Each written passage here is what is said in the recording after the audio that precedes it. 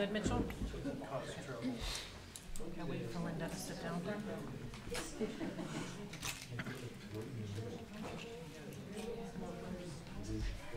Okay. I'm going to call the meeting to order at 6 o'clock, a special board meeting of the Fort Bragg Unified School District. Welcome. Thank you all for coming. We have some people in the audience tonight. So I'll call for the approval of the agenda first. I move to approve the agenda. I second. Can we have a discussion? Oh, we can. Under benchmark reporting, is my mic on? Mitchell, is my mic on? Okay, so can people in the audience hear me okay? Okay. Thank you. So on the agenda, we have benchmark reporting, and I believe that Mrs. Vieira has requested to move it to the February board meeting because her teachers are in the midst of finishing it. So I would like to hold off on that. And that is all. Everyone else should be here. But we're still doing her SARC and... Yes. Okay. All right. So I move to approve the agenda with the exception of the middle school benchmark. And I second. Any further discussion? Okay. All those in favor? Yes. Yes. Okay. All right, so we're going to open up, public participation on agenda items. So tonight, because it's a special meeting, we can only have public comment on the items that are on the agenda. So if anybody would like to speak now on any agenda item, or of course you can speak when the item comes up.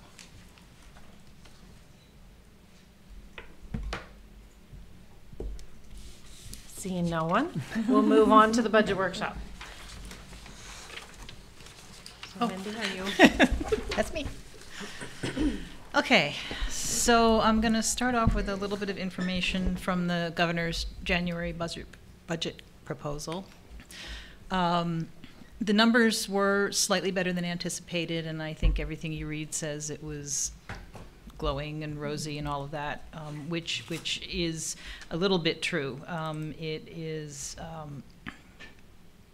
It was I think a little better than everybody was expecting as far as the increase in the LCFF funding, because they again augmented the COLA on that to 3.46, but it is COLA only, so that's the only increase. There's not going to be any one-time discretionary money, and they did not increase the target, but this is just the January proposal.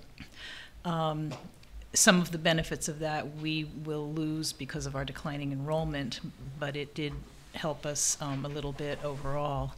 And they're still treating, Prop 98 was supposed to be a guaranteed minimum funding, and what they have done is basically treated that as the maximum. They never go beyond the minimum Prop 98 funding, even though they can. So that's a place where we can put some pressure on the capital to change that. California also has declining enrollment, and because of that, the Prop 98 guarantee actually was sort of flat or even down a little bit, but because they had some over-allocated money from 17-18, they went ahead and pumped that into next year, so that's why they were able to do the little bit of an augmented COLA there. It is the highest dollar amount ever, but it's not the highest spending power. We're still, 2008-9 spending power. And the larger amounts that were outside of Prop 98 were not targeted towards core things for school districts. So some of the major proposals in the budget governor's proposal is programs for children and families.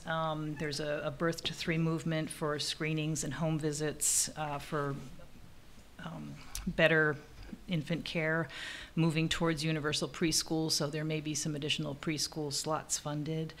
There's money for child care training and facilities, family supports, increased CalWORKS grants, child care for student parents attending UC, CSUs, or community colleges. So there's a lot of that kind of money that's there, some of which will be obviously outside of the LEAs. So we won't see that money, but it's his, cradle to career kind of vision for all of this. In special ed, there was no increase to the AB 602 base, so the ongoing money running through the SELPAs was not increased except for COLA.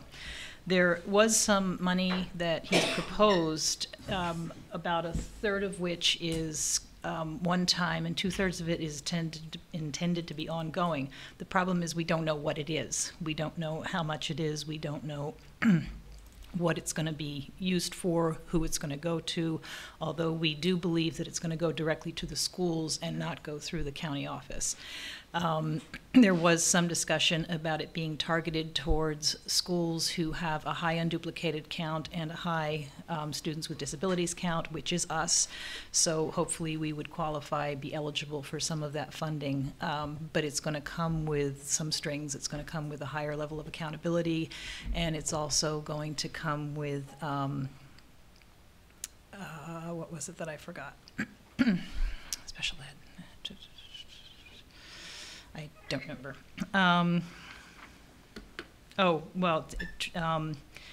It's going to be, the thought is that it's going to be for services to supplement what's in IEPs. You're not going to be able to use it to help pay for what's IEPs. It has to be outside of what's in the IEPs already. And then he's funding the rainy day reserve. The Prop 20 that established the rainy day reserve called for a 10%, a target of 10% of the state's budget, and they're actually going to end up exceeding that. Some of the other major proposals, CTE, there's no new grade span increase. Part of the LCF, one of the little pieces of it, is a grade span adjustment for high school, which is intended to take care of the CTE, well, help take care of CTE costs. So there was no new funding there, but there are two programs that are now being rolled out. They were announced and established last year, the Strong Workforce Program and the a sort of a continuation, but a new version of the CTIG, which is a Career Technical Education Incentive Grant. Both of those would be, well, no, the CTIG would go directly to LEA's districts. The Strong Workforce Program is going to be administered by community colleges. We are applying for both. We feel that we're well positioned for the CTIG, particularly because we have ongoing successful programs in that area. We, again, have absolutely no idea how much money it's going to be. We've asked for what we believe we can match, and we'll see where it goes from there. But the initial allocation was not as much as the CTIG was before, so we don't believe that it's going to be as much as we had before for that. Another thing that's in the budget is a longitudinal education data system. They want to track students from K-12 beyond into the workforce, college, whatever. They don't know how they're going to do that, so the funding that's being proposed here is just to develop a plan to see if that's a feasible thing to do. Let's see, what else was in there? There is a large amount that's being contributed towards the overall state STRS debt, which is going to help us a little bit, so that by 21-22 we're projected to be at 18.1% instead of 18.6%. It does mean that for the next couple of years our increase is, or actually for next year, it's not going to be as high. So instead of being 18.13, it's going to be 17.1. So a little relief there, and that will save us some money. Not a huge amount, but it help. There was no relief for PERS in any of that. Yeah, next year it reduces our increase by 0.1%. So And then there was a lot of money going towards county offices of education in support for districts who need assistance, who are in differentiated assistance or either side of that. So this was a slide directly from the school services workshop that I attended, and I thought this was interesting. COLA is established based on a nationwide number. And so the entire country is lumped in together. So we're lumped in with Kansas, where there's a much lower cost of living. But the so the cost of living adjustment that you see there is, you know, we've got the 3.46 for next year, but then it drops down below 3, and you can see the compound effect at the end. And the California Consumer Price Index, which is the cost of living here, exceeds that. So the COLA is not projected to keep up with the cost of living in California. So I thought that was an interesting slide. This is another slide from the school services. They talk about how the state required minimum is just that, it's a minimum. And so they're strongly recommending that school districts and other agencies establish higher than required minimum reserves, which is why the state is establishing their own 10% reserve. This was an interesting, I changed the numbers in here to be closer to something that made sense to us, because the example they had 115 ADA decline, which that would never happen here. But if you look at what we lose, if we have about $10,000 in LCFF funding per student, and we have a decline of 40 average daily attendance, that's a $400,000 loss to us. And if you do a proportional reduction in staffing, if you could actually look at it that way, if it happened to be all in a group of students that were in the same grade level, you would reduce by 2 teachers, because 40 students at a 24-to-1 is 2 teachers, which costs about $110,000 at a beginning teacher. And then miscellaneous savings of about 17. So proportional savings for that many students is about $127,000.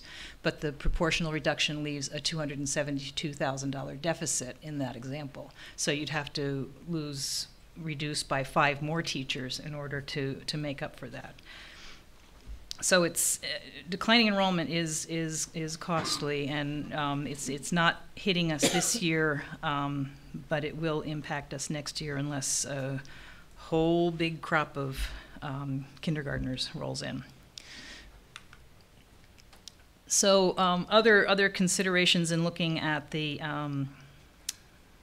governor's budget proposal, this is just the beginning of the process. This is the January proposal. There's a whole lot of time, you know, and things can happen a lot between now and May, and then even between May and the end of June, it's not always a done deal, so we do the best we can with what we know. Even though we have a supermajority in the state legislature, that does not make this a done deal. We have the blue tsunami that they talk about. There were a lot of districts in our state that had been held by Republicans that were won by Democrats this year.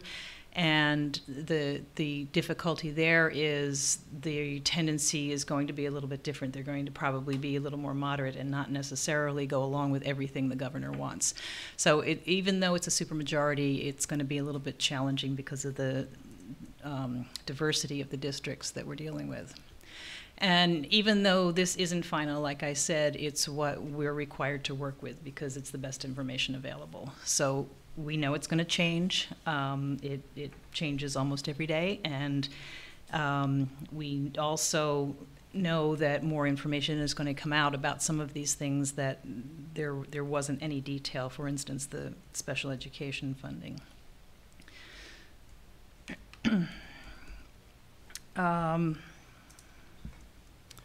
Let's see. Oh, one thing that was interesting in the reserves discussion, and I had forgotten that when I was looking at it. One thing that one agency was doing that I thought was good, because they're working towards increasing their reserves to a 6%, just as we are. And one suggestion was to increase it by 0.5% a year, and that would get us to our target that the board just agreed to in 6 years. And that's, it would be cost us about between $115,000 and $120,000 a year, but it would establish a comfortable reserve in 6 years.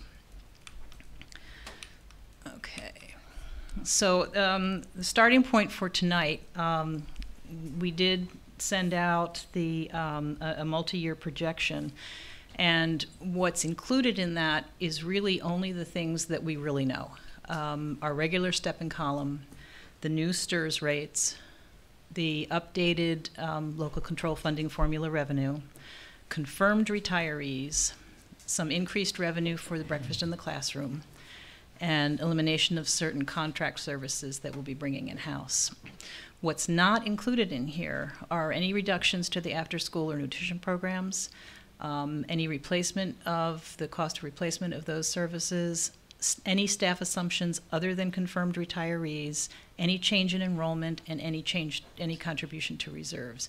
So it's, if we took where we are today and moved it forward 2 of each following years, that's what you're looking at, except for the change in the known things that we got out of from the budget workshop.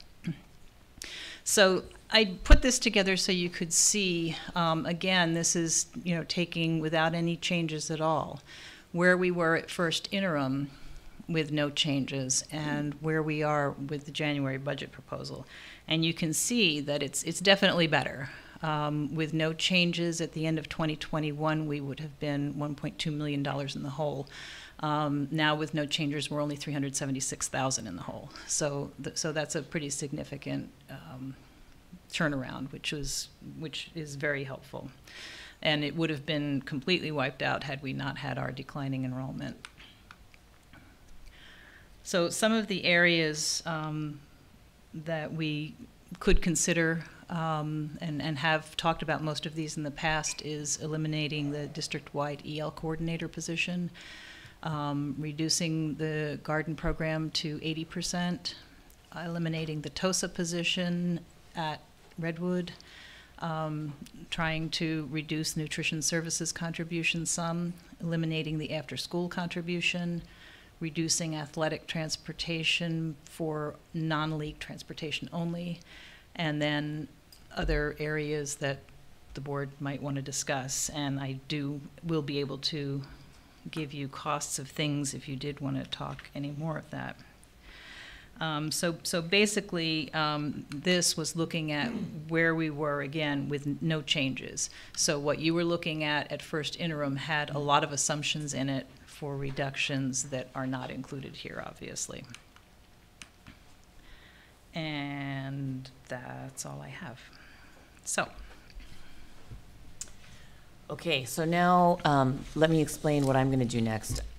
We have been trying to figure out how to get public input, and it's really difficult to get public input because the best way to get public input is to throw out a threat that you're going to cut everything, right? Because then when that happens, everybody comes in and then we get input. But then what that does is that spurs the pickets and the pitchforks and really angry, hurt, emotional feelings. So we have been grappling with how to get a survey out to folks. So it's a little late coming out because we couldn't quite figure out how to do it so that it had meaning. So we didn't want to just throw out a survey that said, okay, what's your top priority? We had to figure out, and I am googly challenged, but I'm going to get there. So I worked with Anna to try and figure out how we could get a survey out to ask people to rank things. But then we had to figure out, okay, how do you do it so that it's fixed? So you can't have 2 number 1s, 2 number 5s, right? And then you were forced to rank everything. Like if you didn't rank everything, you couldn't hit submit. Make sense? So once we got that figured out, then we had to narrow down the things that we wanted to put in there. And then once we got that figured out, then we had to figure out if we were going to compel people to only do it once. Well, what we struggled with, and the reason why the survey got out late, was because if we forced people to only do it once, we'd have to collect email addresses. And then we felt like people wouldn't put the survey in because then it wouldn't be anonymous, right? So we put the survey out late because we were grappling with these things. So on Friday, it went out to the staff, and then we tried to, we had trouble getting it on the website on Friday, so my mistake, I forgot that Monday was a holiday, so then it went to Tuesday. So Tuesday it went on for the community, but it doesn't look good because it was only on there for one day.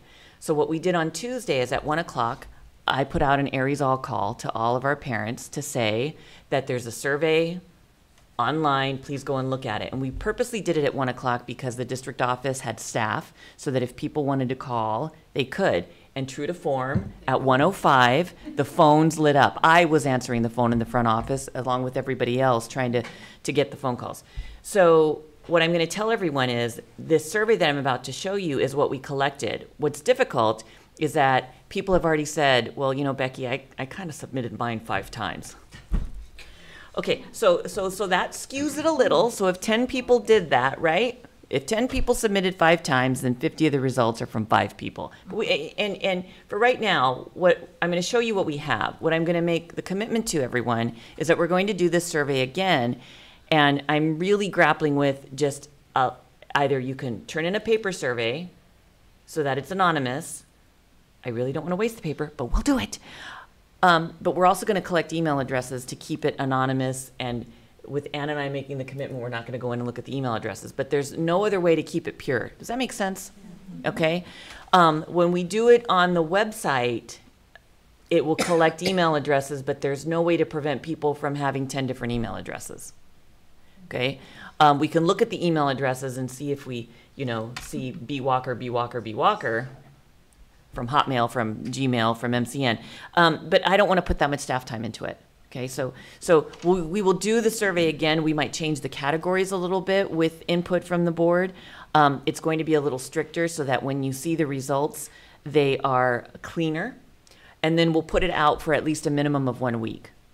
And if you want it to be out for longer than a week, then you let me know. We can do it for 2 weeks. So that's what happened. So anyone who was offended, I apologize. It wasn't, you know, we weren't trying to only get results in a certain way.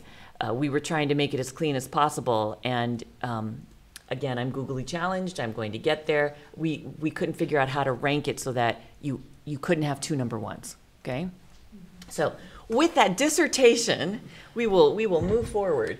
So from FBUSD, we had 115 responses. I don't know if that was 115 different people, but we had 115 responses. 37 parents, 66 certificated, 41 classified, and 7 other. Other could be our administrators, could be our directors, could be people who didn't know if they were certificated or classified, maybe coaches. But it went out to everybody in our district. And just an FYI, when we do an all-district email, that equates to about, it's over 300 employees. Okay, so that's what it looks like. It's a pretty little bar graph of the people who responded. From the parents, we had 15 with elementary students, 26 middle, and 19 high school. They could have clicked more than one box, so this represents all their children. Okay. So now we're going to look at each of the different areas. And what I did is I took the survey and I went right in and I used the snipping tool to capture the picture exactly as it was printed. So I didn't go into Excel and make all these graphs. So here's the first one. And let me explain how this works. So you can't see the pointer. So here's what I'll explain this way. And hopefully you can hear me. These front bars mean that this is priority 1, 2, 3, 4, 5, 6, 7, 8, 9, 10, 11. Make sense? Okay? So if you have more in the front, then more people made it a higher priority. If you have more in the back, right, more people made it a lower priority, and then there's stuff in the middle. Because you had to rank everything 1 through 11. Gotcha? Okay, so down here, these numbers, here's what it means. For 1, that's this first column, there were 20 people. So the red represents how many people did that, okay? And then what we did is I said, okay, I did 1 times 20 is 20. 2 times 20 is 40. Add those together, I get 60. 3 times 9 is 27. Add those to my 60, I get 87. You with me so far? Okay, and I'm doing that because I'm going to give this a quantity. I'm going to give it a number. And then when we're all done, we're going to see how these numbers rank. Okay, so whoever has the lowest number, right? The smallest number is the most attractive. That's the highest priority by the votes. And again, it's not votes, it's input. Does this make sense what I did? I'm trying to read faces. So this is why it was important for us to rank it. We've never done this before in the district. We wanted to be able to take everybody's input. It's kind of like Vista 5. We wanted to take everybody's input and we wanted to have a number that corresponded with that input so that we could rank it and then we could determine how it all fell out. Okay, so the red represents the number of people who responded in that way, okay? And so the score for high school athletics is 621. Okay, moving, what am I not doing? There we go. Okay, so middle school athletics, and these were in alphabetical order. So we weren't doing anything trying to make one better than the other. It was classified by athletics, which is why they came first, because A is the first letter in the alphabet. Okay, so middle school athletics. What we have here is you see a different kind of bar graph. Okay, their score was 802. Then we have band and choir. We went by the B because B comes before C. So I don't want anyone to think that I put this in an order for some reason. So I'm just giving you my mindset here. So here's what band and choir looked like. And their score was 561. And I'll have all of these for you at the end. Classroom aides. That score was 456. And you can tell visually where they land. Okay, computers at Dana Gray. 912. Custodial. 451. And we'll have this PowerPoint available in the board packet. So if you want to look at it later at your leisure and look at this fun stuff, we'll have it available for folks. Staff library. This is still the staff. These are all the staff responses. The libraries.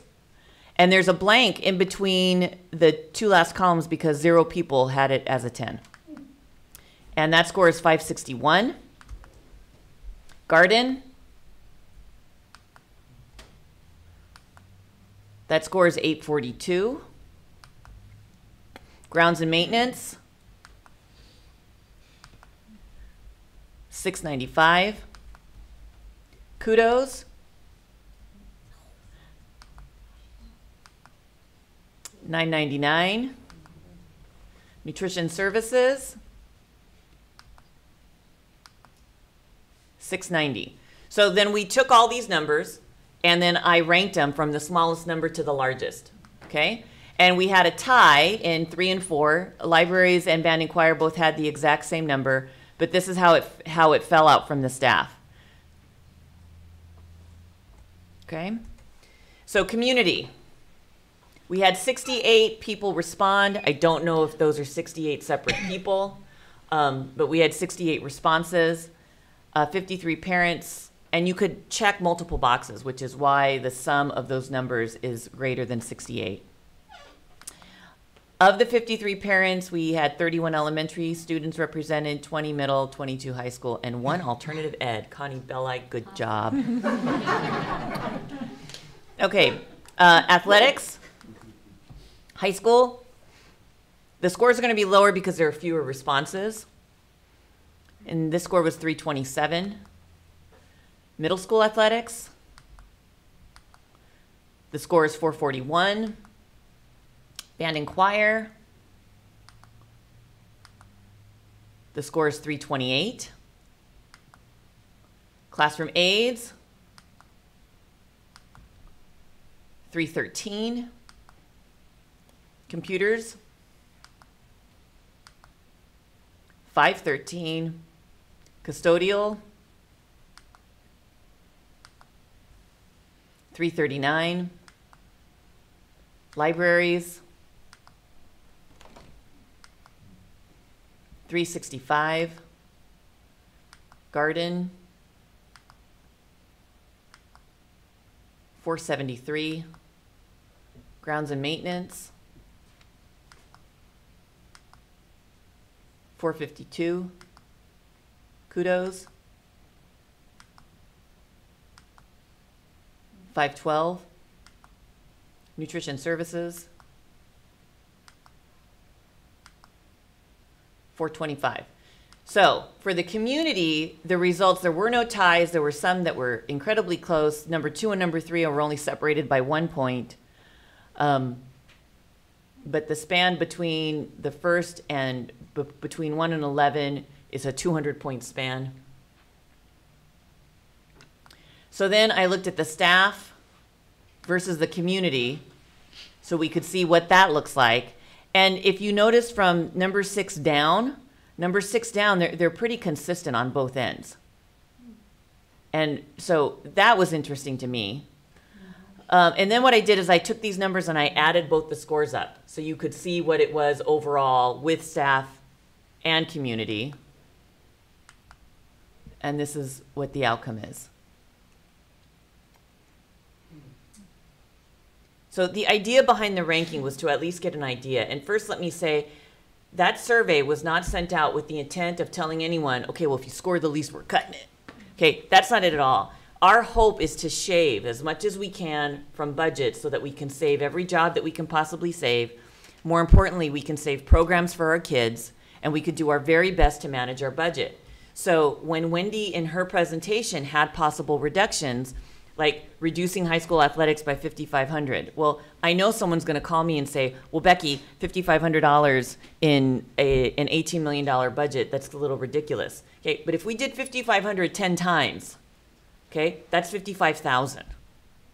So that's what we have to look at. And if we can take little shavings from here and there across the board, then the hit is not decimating a program. Does that make sense? Because I don't want people to feel like high school athletics is up against the garden or that Kudos has to compete against middle school athletics. That's not what we want.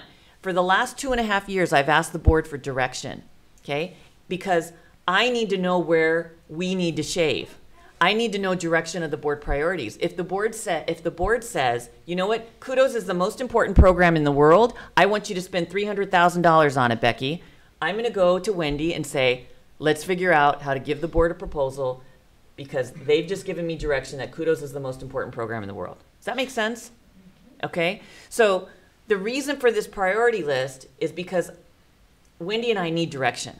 We need to know where we're going to shave and how we're going to do it. And if the board says, no, we want to spend $1 million on elephant line dancing, then I, as a steward of the board, have to figure out the educational promise of elephant line dancing and make it happen. Okay, and I'm exaggerating on purpose. So we need direction from the board. This is to give you some input. Because of the technical difficulties we had, I would encourage you to have a discussion about things in the district. And do you want something else on this list? I'm happy to put this out again so people don't feel that they didn't have an opportunity to participate. I also think we need to make it so that we collect the email addresses so that it's only one email address, one vote. I don't know how many people the 115 responses represents. I'm pretty sure it's not one. Okay, the results were kind of all over the place. So I know that there were many people. I would like to think that those were 115 individual people, but I'm told that it's not. And I don't know what to say about the community one. I'm hoping they were 68 individual responses. So moving forward, we need to know where the direction of the board is. Personally, I would like to see us shave from certain areas so that we don't have to decimate a program.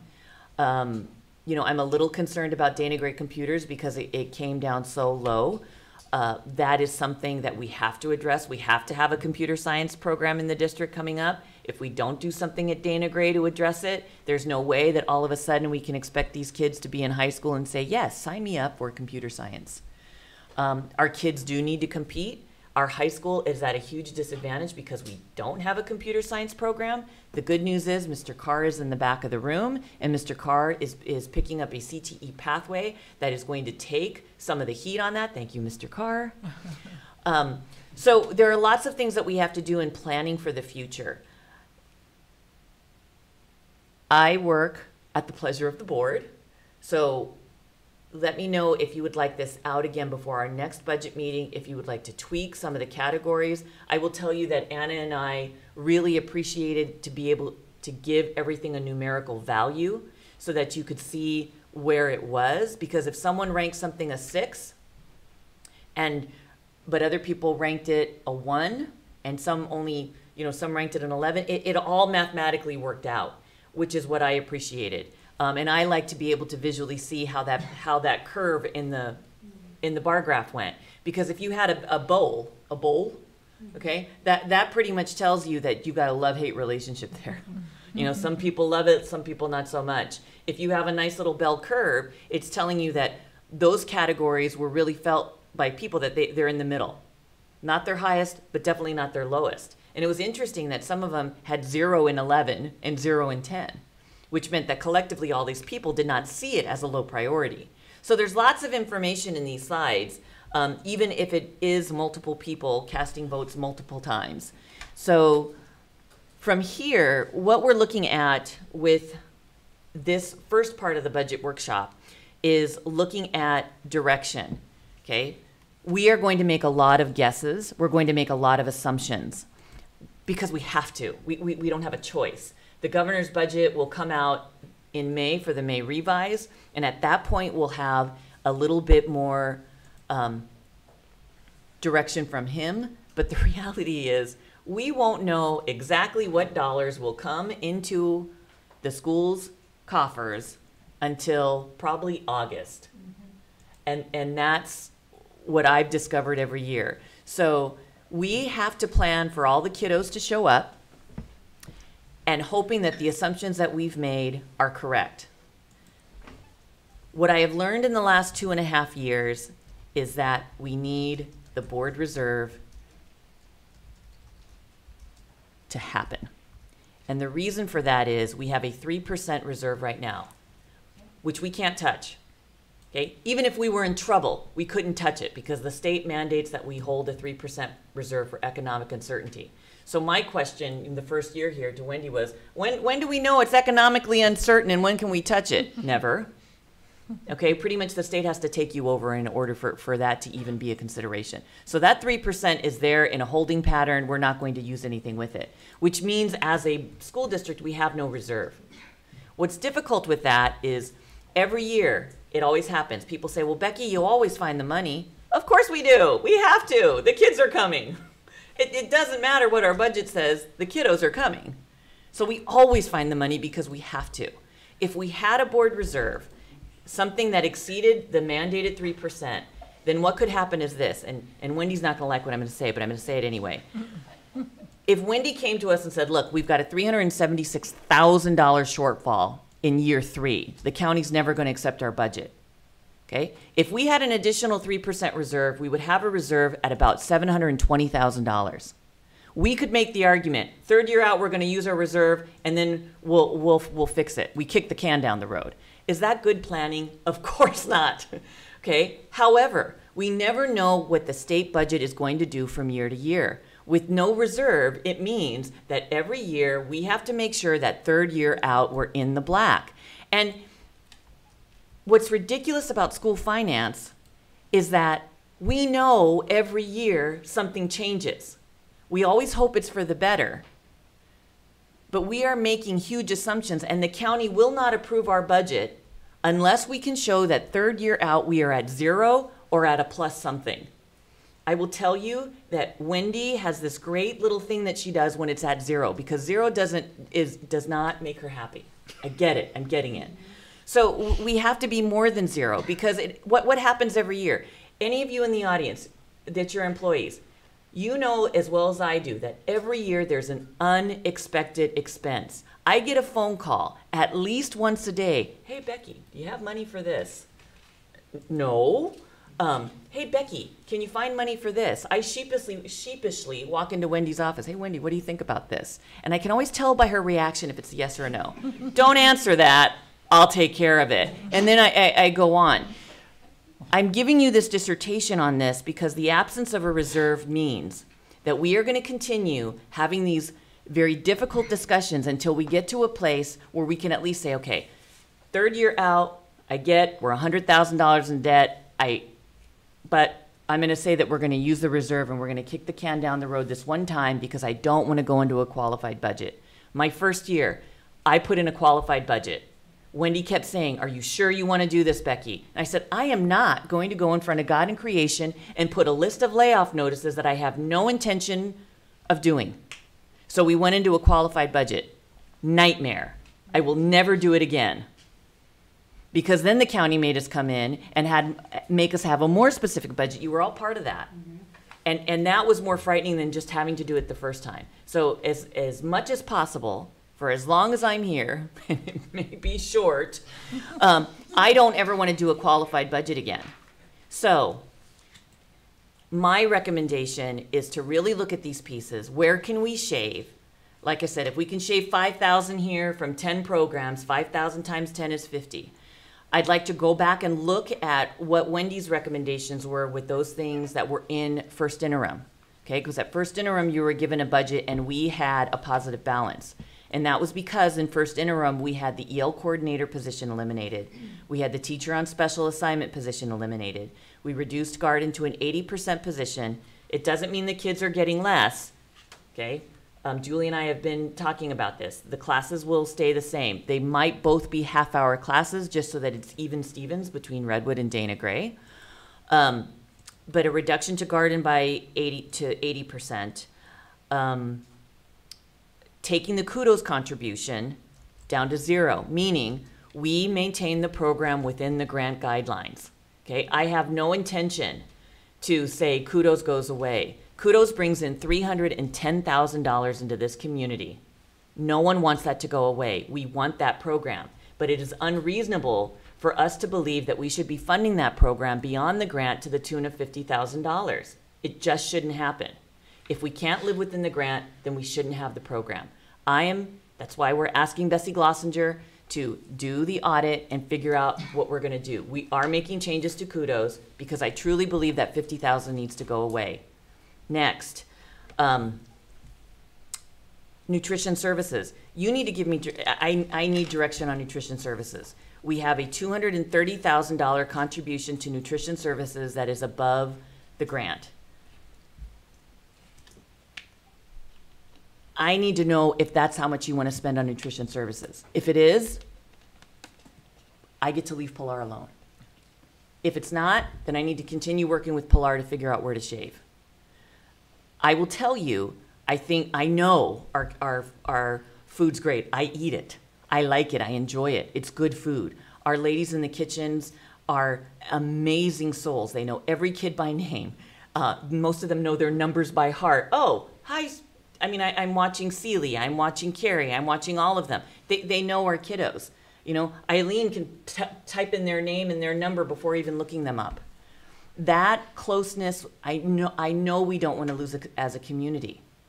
I just don't know if we can afford $230,000 a year. The reason why that one sticks out to me the most is because it's ongoing dollars. It's $230,000 out of the general fund. So these are the deliberations we need to have. These are the conversations that we need to come to a point to say, okay, Becky, let's look at shaving a little bit from here, from there. I need to know where you want that shaving to happen. And we also need to have a real conversation about what's reasonable. You know, is it reasonable to cut custodial services and grounds? Well, right now, grounds and custodial are being funded out of routine restricted maintenance. Well, maintenance and grounds are funded out of routine restricted. Custodial is part funded out of there. Mostly it's general fund. Okay. But we all know the rooms aren't going to clean themselves. And I don't want rodents.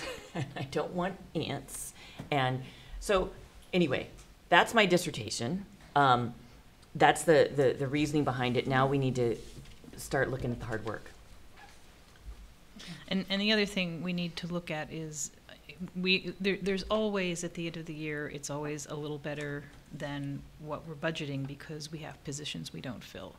We have things that don't happen that we thought we were going to do and didn't do. So that's why when we get to unaudited actuals, there's always a little more there than we originally had budgeted for. The difficulty is our deficit spending, even if we take care of the $376,000, we're still deficit spending by $500,000 a year, and that's what we have to try to get a handle on, or we will never build a reserve and never be comfortable. And that's something that the county harps on us about every time we do a report. You've got to get that under control. And that's why that's why we keep getting the naughty letter from the county. Okay, so if it's okay with you guys, if we ask any questions of the staff that we have and then open it up to the podium, does that sound? And then, of course, it comes back to us too for further discussion. Is that okay? Okay. So if the board has any questions for any of our staff that's here this evening at this point? Wait until we have public comment. Okay. Anybody? I just have a comment. This is super difficult for everyone, but what I constantly battle with is all of these categories. We don't really get a lot of feedback about indicators to know what's successful, because up here we need to make sure that we have the most student achievement.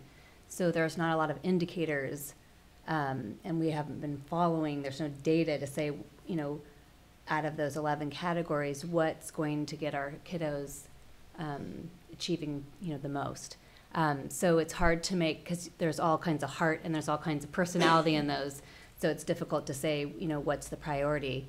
And I think that's what we've struggled as the board the last couple of years, is that there aren't indicators. There's no report out to say what these are doing or not doing. And so that I'm hoping to, with all of this and these workshops as we go, will help us focus on what our budget priorities are going to be along with student achievement, and what, you know, what brings our kiddos up the most for student achievement.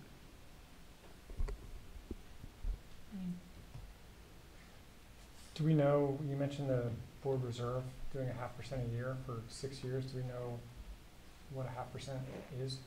It's between 115 and 120 because it changes with our total expenses. So right now it would be about 115, and by year 3 it would be about 120. And that's 115,000, just to clarify. Sorry. It's okay. Okay. All right, so I'd like to open the podium to any public comment. Please remember to, if you'll tell us your name and what group you're representing, and then continue on. It's a lively group here today, room 306 at Fort Bragg High School. I don't want to go to the podium, and maybe for the first time I've come to a meeting, so maybe this is an address. But as a parent, They can't hear public you can't without the hear mic. you. That's why. Yeah. Sorry, Monique. That's all right. As a parent looking at those categories, Can you give us your name? Monique Wooden, parent grandmother. Looking at those categories, and I don't know how they were determined, and I know you're asking for input. As a parent, I'm wondering how come the district office, there's no Great looking question. at the district office. You know, I've been a bookkeeper forever, and maybe it's not feasible to cut anything at the district office. But I think if we have to think outside the box, maybe look at outsourcing payroll. Maybe it would be cheaper. It's just a question that why isn't the district office on there? Because we cut from the district office the last 2 years, and so we've cut it down to as far as we can possibly cut and still maintain payroll, HR, accounts receivable, student information systems, all that. So we actually cut the district office first. Fair enough. And, Thank and you. actually, the county office actually processes our payroll. We have a payroll clerk who enters it all into the system and keeps it all straight. That's a place I don't think is reasonable to, No, it just came to farm my out. mind. I was trying to think of different things, you know, accounts receivable, accounts payable, payroll, and so. yeah, it we was just don't have one thing accounts that came to my receivable. mind. We have a couple of people share that function. We have one accounts payable person who does many other things on top of that, where we used to have a dedicated accounts payable person, and we don't have that anymore. I don't see where, I don't see us being able to reduce any further than we have in over the last 5-6 years. Okay, fair And- enough. And Monique, it's a great Just question. trying to think No, outside it the is- box it is a of good all the question. I'm glad you different asked things it. that have to happen. That is exactly what we're looking for. So, and when we talked about this as an administrative group, I think we all knew that those things were going to come up. So thank you for asking, and I should have said something.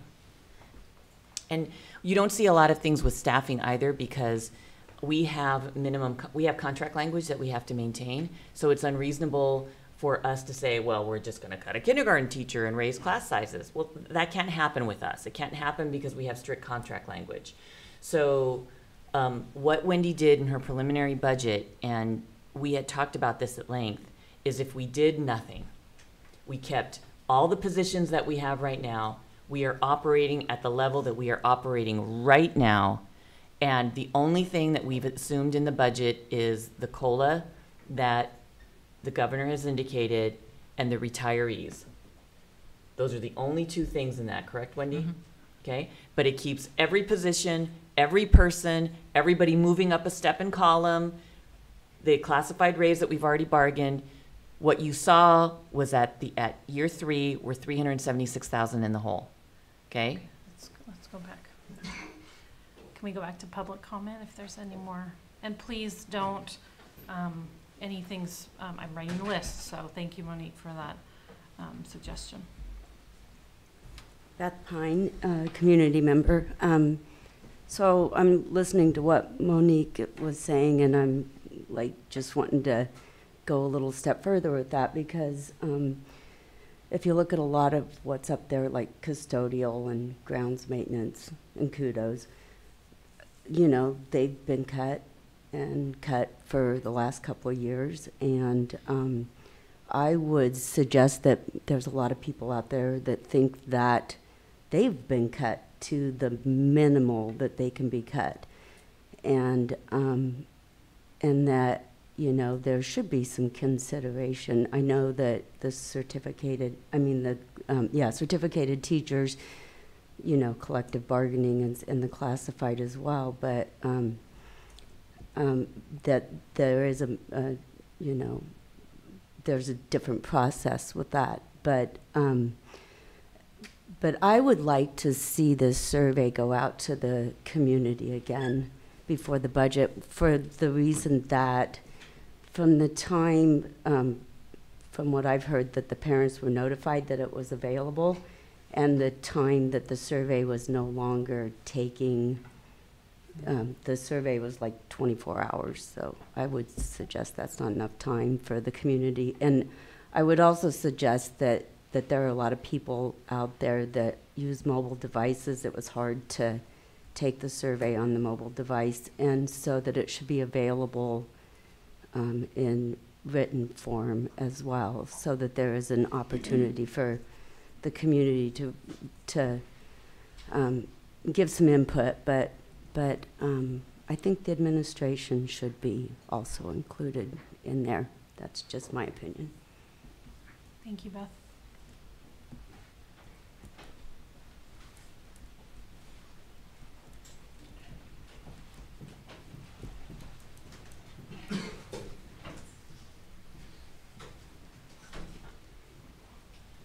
Hello, Pilar Gray, Director of Nutrition Services, here to advocate for nutrition services.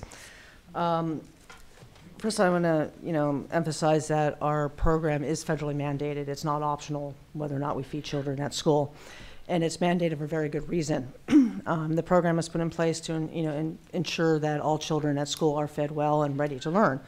If kids are not well nourished, they do not perform well in classrooms. So our job is vital to the day-to-day operations and academic achievement of our students and the health of our students and how, you know, their lives are going to be and how healthy they're going to be and how, you know, the quality of their lives. And I think also when you look at programs and where the money goes, you need to consider about how many individual lives they actually touch. You know, we're serving an average of 1,940 meals a day right now in this district. We're serving an average of 766 students per day.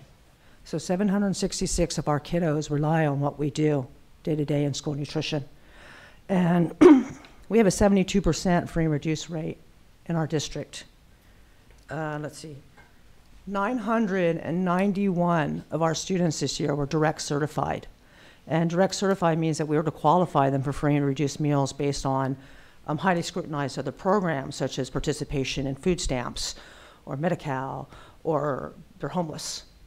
And so that means they're living at or below poverty level. So that indicates to me that, you know, nearly 1,000 of our students really need the good nutrition that they're getting at school.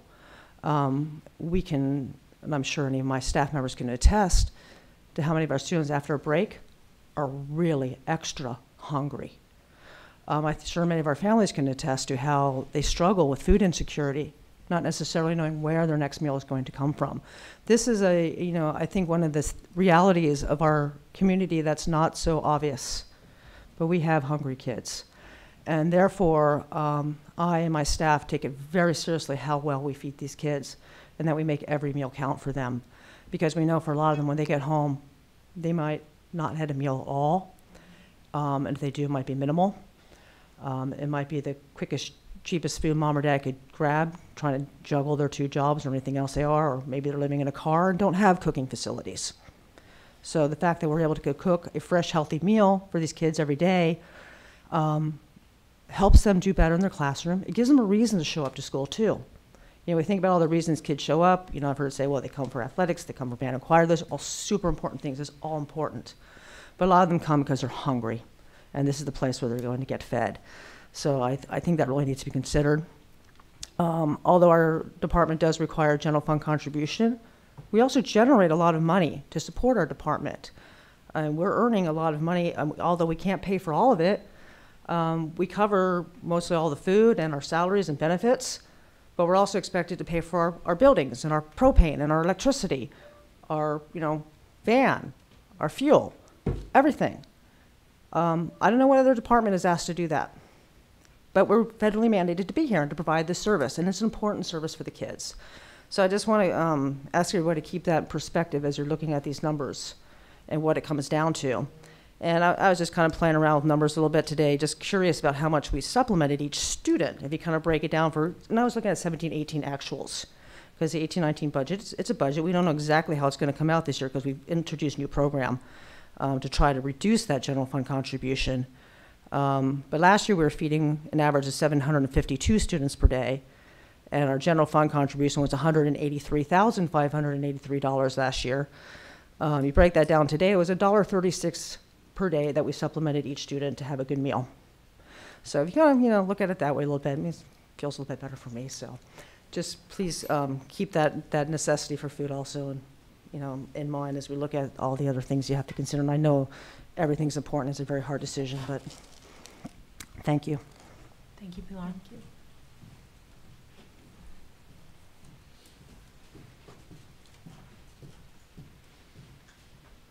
Any other comments? I should follow her, I guess.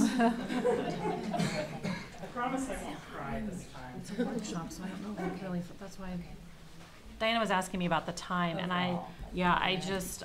This is gonna be quick. No, but I didn't start timing because it's a workshop and I didn't really think it fell into that, so if we can just be cognizant of the time overall, that would be great. So I just want to say that I support everything Pilar said. My program's connected because I'm teaching kids how to eat. And I appreciate the board's support, and yes, Becky and I are working on how we can shave the program as much as we can. I actually wanted to address the survey and the input that you guys are going to be using to make these cuts. It doesn't seem like there were that many responses relative to the community and the staff. So I mean, when you have like 20 respond in one category, to me, the data is almost invalid. And I think there needs to be, I think that the process and the numbers you came up with and the way you did it is valid. But I'm just saying that just the number of people that responded, to me, is not significant enough to take these rankings. Of course, I'm sad that my program's number 9, but I'm also, I think it's just, I think there needs to be an effort to get input in different ways. So yeah, a survey is one way, but like every grade level, when they have a meeting, maybe in the next month or week or whatever, should sit down as a group and rank all of this. The school site should have an opportunity to do it in a different way. I felt like the survey was challenging because you're like comparing custodial to Kudos to garden, and those, they're all kind of not, they're apples and oranges. I know they all cost money, but I even had somebody say to me, well, I don't even know how much any of these programs cost, so it's weird for me to rank them, And so I just feel like there could be some other ways to get input that can create a more rounded amount of data. And I just hope you don't take this one survey and that information right there and make it be everything you decide about. I just don't think it would be appropriate. So This is definite. Thank you, Julie. I think this is just the beginning. We have lots of meetings coming and lots of conversations, and definitely, as Becky said, we learned a lot of things with the survey, and I think you brought up some good points, Julie, and I mean, I'm speaking for myself at this point, but definitely gonna ask for it to go out again and before the next meeting. And if you want to change the categories, if you want to make it different. We originally, the first iteration of this had probably about 3 sentences next to every category. And finally we looked at each other and we said, no one's going to read it. We're making it too complex, because we had next to each one what the contribution from the general fund was for each category. And then it turned into, it turned into this monstrous beast, and we said, no one's going to do this. So we're going to take all the input and we're going to try and figure it out. Like I said, we came up with this very last minute, trying to get something before we came in here, and we didn't know how to do it. And so we will keep working. It's a work keep working at it. And we can break the data out into sites and categories in Excel. And is there a place for comments or anything on there, or is it just, that'd be too much data? So if you have 200 people commenting, how do you sort the comments? That's the hard part. There's so they can either email us as a board or Becky or sorry, Adrian. Comments. So my name is Adrian Baser. I work for the school district at the alternative campus, and I also have 2 kids that are enrolled, so I'm a parent as well. The one thing that all of this information and what I've heard from work and throughout the community, the thing that sticks out the most stark in my mind is the position that we're in. And this is obviously not a position anybody wants to be in. And I'm not sure perhaps that the community at large understands the position that we're in, to where we have to look at cutting all these things. One of the things that we do on our campus, because obviously we have some challenging situations that we deal with on a day-to-day basis. One of the things that we've been trying to work towards is you know, instead of punishment, rewarding the kids so that they feel like they want to come. Because our biggest issue, honestly, is attendance. And it's everywhere. And our school obviously has the the cream of the crop as far as kids that are not percentage-wise there.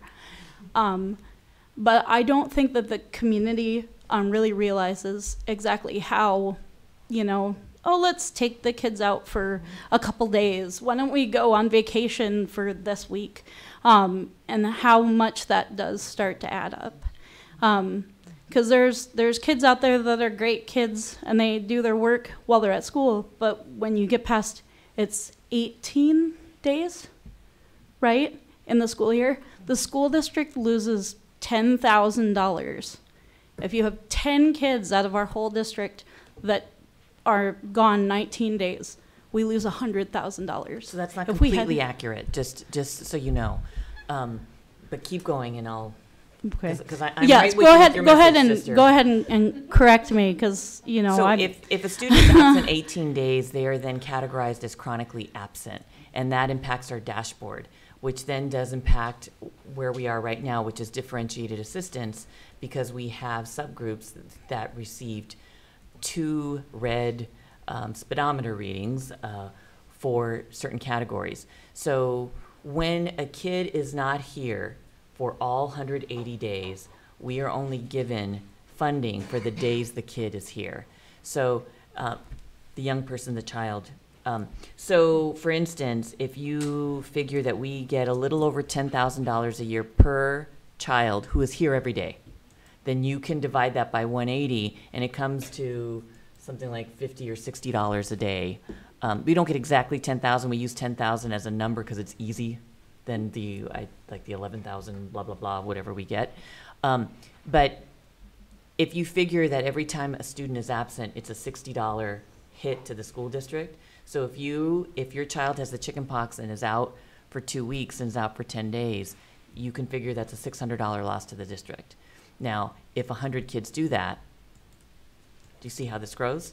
So this is the hard part, and Addie, you bring up a good point. We have 1,800 students in our district. We are funded for 1,630. Well, yeah, About 1,630? say 1650. Okay, so 1,650 kids. And that's why attendance is so important. And I could go into a whole nother dissertation on that, but I won't. So please, Addie, continue. So anyway, the attendance is something that parents can easily fix. So that's one way that you as a parent, as somebody who's watching this recording right now, whenever you're watching it, that's something you can do. Make sure your kid gets to school. And then something that we can work on as a staff is trying to figure out those ways to encourage the kids to come. That we're here for them. And I don't know, maybe they don't always realize that. Thank you, Adrian. And please don't send your kid to school if they have a fever over 100, they are puking, or have diarrhea. Thank you. And I do want to take a moment to thank the staff. They've been really working on the attendance, the flyers, and the Facebook posts, and the internet, all on the website. We definitely can brainstorm for other ideas to address attendance, but thank you for the things that have been happening, because it has been a focus. So thank you for that. Do we have any other? Okay. All right, we'll bring it back to the staff, or excuse me, the board. So we're gonna run this survey again. Yes. Can we have some way of having a empty box or two on this so if people have a brilliant suggestion, which is very possible, that they could add it in? Well, that could be a whole separate question. So yes, we could do that. It can't be part of the ranking. You almost Because- just send a survey about, yeah. here's the categories we have, do you have anything to add, run that for a week, come back, and then run your survey. Somebody may have 3 or 4 additional categories that we haven't thought of, or you haven't thought of. Okay. And you have to tell me, there was a comment about administration. We left administration off because the places where we can cut We've tried to cut from those places before, and they were dismal failures, to the point where they actually cost the district more in the long run. So if your direction is to shave from administration, or you want that to be part of the survey, we can do that too. I just need to know what your thoughts are. Well, I think we understand what's happened in administration, but once again, if the public feels strongly, they'll add it to the list Oh, okay. of categories. But I think that needs to be specific, because if we say, I mean, I don't want the elephant in the room, so we cut the position at the assistant principal at the middle school, which saved on paper a ton of money, but What it caused. the parents obviously know what happened there. So I think when you, Can of worms. well, I just think it's gotta be specific. So if, if there's some specific thing in the district office that somebody thinks we can live without, well, then that, I think, needs to be discussed with district office staff. And then if, maybe it is a great idea, but then put that on, instead of just saying administration. Well, again, it's almost like the classroom reduction and not increasing class size, because it's a domino effect. And anyway, that seems to be, it's gonna be a little more specific than just, let's look at administration, because. Like, what do they mean by that Right. exactly? I mean, it would be great if we could, because that's, percentage-wise, that's a big, but when you take one person, I don't know. There's a domino effect to that. Right. Because if we remove someone from the team, then who does that job? Because the work is not going to go away just because you eliminated the position. And that's why we got into the pickle that we got into the last couple of times we tried to eliminate things. So those types of reductions just make me nervous. And I was very honest in what I said, is we looked at the district office first. Since I've been here in 2016, we made the reductions as far away from the classroom as possible. We have always reduced as far away from the classroom and from student services as possible. Well, we're now to a point where we've eliminated and shaved from every place we can shave that's outside of student contact, and we're just at this point. I knew back in 2016 when I entered this job working with Wendy that we were going to hit this point. And what we've done is we've kicked the can down the road. We've got the budget to just a gnat's eyelash to getting to that third year out, so that the next year we, hope and pray that the governor has something great to give us, understanding that hope is not a very effective strategy, but that's what we've been doing. My concern at this point is I would really like to see the board reserve get established and started, so that we can have that, so that we can say, okay, third year out, we're gonna use the reserves, knowing that we're gonna kick the can down the road again. And I know, not a great strategy, Wendy. I get it. And someone from MCOE is watching and will probably give me a nasty little email in the morning. But in the absence of a reserve, we have no wiggle room. It means that we're just gonna keep coming back. We're gonna have to keep putting program up and saying, okay, what are we going to cut? And then wait till August to see if it can be restored. Yeah, we'll So stop. I know, Becky, you want direction from us. And I think before this survey, we did have numbers on those things. Mm-hmm. So, because I'm kind of like, I need to see numbers, so I need to know, if, how many, like Picola was saying, with how many kids you feed, and how many, how many times do the kids go to library? Is it feasible to cut in grounds? I mean, just So, looking at that, Like, what are the impacts? right, what are gonna be the impacts, and if we do this, then what?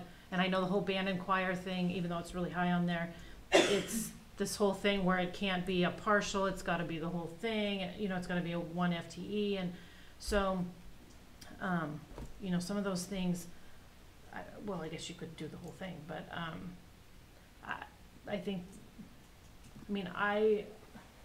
I'll just. If we're gonna look at direct student contact on there, all of those have an impact on kids. When we talk about grounds, well, our kids play in our fields, our kids play on our grounds, and we have gotten such backlash from the community because our fields are in such disrepair. Barry and I are going to the city council meeting next month to request equipment from the TOT, from the tax that the city has. And I feel uncomfortable asking for that money that's been designated for fields if we start eliminating the people who are supposed to take care of them. Does that make sense? Mm-hmm. So that has me concerned. And again, I would like to look at some creative shaving. I don't want to sit here and say, oh, please, cut the garden program. Please get nutrition down to nothing. I mean, I don't think it's reasonable to get nutrition down to nothing. Not if we're going to keep it at the caliber that we're at. And I don't think it's reasonable to say, cut this program. So I would like to look at some creative shaving. I just need to know what direction you would like that creative shaving to take form. So a couple of things I have. I mean, as far as direction goes, I think the board reserve is, we have to do it. So any way we can do that 0.5% a year for 6 years would be great. We all talk about shaving. I wonder, there's two sides to every budget. There's revenue and there's expense. So I wonder if there are any opportunities out there to increase revenue, not grants. Pilar at the last meeting talked about a couple new nutritional programs of how to charge for meals. Maybe there's an opportunity there to get more money from the state for food. I realize we have to cut. I'm not saying we don't, but at the same time, maybe we can get creative a little bit. Look at how other districts are bringing in some, even if it's a few $1,000s a year. I'd much rather raise $5,500 from some program than not let kids take a bus to an athletic event. The survey, it's great, the numbers, kind of see the list, but without more detail, I know I'm not going to base any decisions on a list. Like everyone said, the numbers are important. I think we all know we need to find areas to save money, and I would say it's not one or two things that we're just gonna, I would not think target and just eliminate. It's just a matter of finding those programs, nutritional services or custodian. I don't even know what that means. Does it mean our bathrooms, our trash cans are overflowing? Like, I'd be curious to see what motivated people to answer the way they did, just having those categories. So, I think more detail is, for me, anyway, to figure out where to shave. But I think the board reserve, for me, is a really, really important. That doesn't help. Just added an expense. Yes. Well, and you bring up an interesting point. I hadn't thought about revenue. And it's something actually Connie and I have talked about in the past, is community classrooms for adults.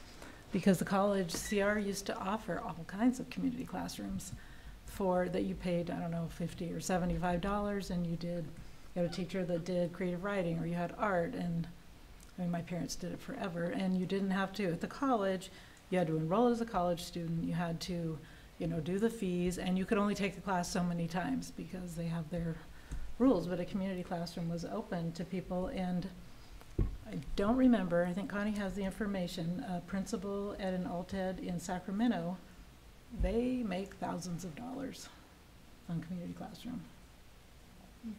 So maybe that's something we could look at. I will look into that. Just And make money. Right. Well, and it seems like I said this 2 years ago. If you have a private business that you're running, you just open up another day. We can't do that. We can't just open up Saturday and say, okay, kids, come to school because we want to make more revenue. Because exactly that. I look at it from a business standpoint, thinking, how do you make more money? You open up another day and make it convenient for people. But we don't have that. But we do have control over the attendance. We do have control over, utility reduction. I don't know how we turn off lights, all of the things we can do in our own classroom. Look at it, just break it down. You do it at your house. So I think there's some power to that. I am still kind of in the dark a little bit about all of our contracts, all of our MOUs that we have services. I know, I was Safe Passage in the sense of what they're bringing to us. Can that be, taken in-house, and how would that affect our kiddos? Is that valuable or not? And so there's lots of those types of annual contracts that I don't know the services that we need to target the children, is that the most money for, getting the most out of our money. So I feel like there's that area to kind of explore a little bit, and also with the list earlier in the slide about the TOSA and the EL director, I don't know how we replace that, or if that's, we would kind of I just feel uncomfortable without knowing what the alternative would be, or, what we're getting out of that. And the other comment I had was the wellness policy. I know eliminates some other ideas for revenue in nutrition, but I don't know if I really want to say this, but as a parent, when you have elementary school kids, you want your kids, because you still have control over their diet, you want them to eat the very, very best. But as they age, they have options and availability of things. So maybe we could look at the wellness policy to be adjusted so that you could have a vending, like snack time could be available for things that they're buying at the store and eating anyway. I mean, we're kind of fooling ourselves thinking we don't want these vending machines at the high school because that's not healthy. But what do? I mean, they can't leave at snack time, but thinking that we're not competing with lunchtime, but we could offer things to be sold at snack time that they would normally be buying on their own time because they are eating it. I mean, so that's something to ponder of what on the upper end, those kids are eating what they're eating. So I think we're denying them, then that might encourage them to stay at school for lunch because there's things that they want to buy. I would agree with that. Yeah, at the high school, I mean, they do leave and buy a lot. But maybe as long as they're baked or right, exactly. There's some ways we can be creative and still be healthy snacks that are available for them. I also think it's, we as a board and staff and everyone who's part of the district needs to figure out a message to get out to the community about attendance and about what does it cost the district when your kid is not in school. I'm not talking about the 100-degree fever or whatever, but I don't think, I have 3 kids. I don't know what it costs when I decide to take my kid to Ukiah for the day to go shopping, and because he's young and it's okay and I want to spend time with him, that it costs the district $75. I'm not saying I do that, but I think that we need to better educate families as to the consequences. I also question, do doctor's appointments cost the district? Is it a full day? Is it a part day? What's the difference between excused and unexcused? All of those things I think should be defined in some sort of PR campaign. So we've been doing that, just so you know. We as an administrative team, we created an attendance list and some talking points that the board had directed us to do. We translated it in Spanish. It's on our website. We disseminated it out at parent conferences, but it had things on it like when you take your kid to the doctor, it's an absence. That even if your kid is homesick with 100 fever, it's an absence. We are only paid for positive attendance. If the kiddo is in his or her seat, then we get money. If the kiddo is not in the seat, we don't get the money. And that's why we are funded on roughly 1,650 students, because we have almost 1,800 students, but because that's on average how many absences we have in the district on a daily basis. So that's the difficulty. And if we, instead of 1,650, if it was 1,700, that would be $500,000. 50 kids, 50 more on our ADA is $500,000. So we're right with you. I will give kudos to Linda Reese and Redwood, because their attendance rate from the previous year increased to the good by 7%. That's a big deal. The office staff at Redwood have become the attendance police. So they've been calling homes, they've been calling families, they've been making sure that kiddos are okay. Nurse Tanya has become the local pediatrician. She's not really, but she's been working with families to make sure. I mean, today we had 3 kiddos with over 100 fever, 4. But we want those kiddos home and in bed and getting well. So the campaign is pretty intense, I would say. So I think within the community, it's probably pretty intense, but I I would, I mean, I think it can be expanded. You know, Agreed. I'm new to this community in this way, and I've looked at the website dozens of times for my own, like I'm going specifically for something, for my kids' grades or whatever it is.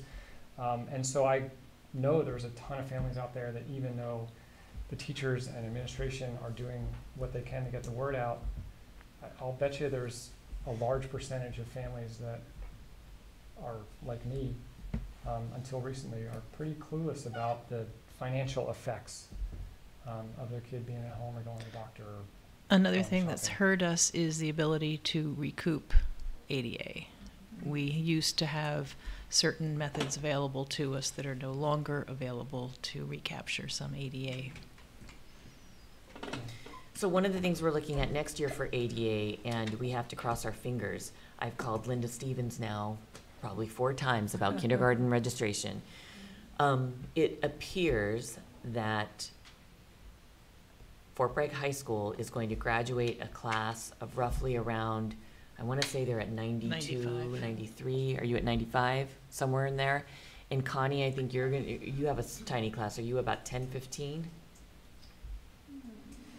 From Noyo Lighthouse.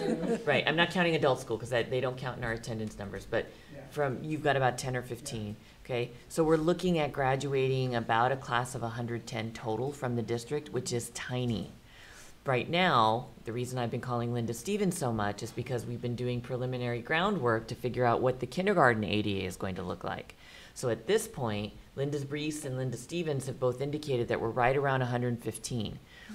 That's a large number for this time this year. And usually, and this is where the guessing game comes in, usually we get about 25 kiddos on actual registration. But we never know until we see the whites of their eyes. So if we're at about 115 and we get another 25 kids, that puts us at 140. So graduating 110, incoming 140, that would be good. But here's the guessing game. That means we have to add a kindergarten teacher. That's more money.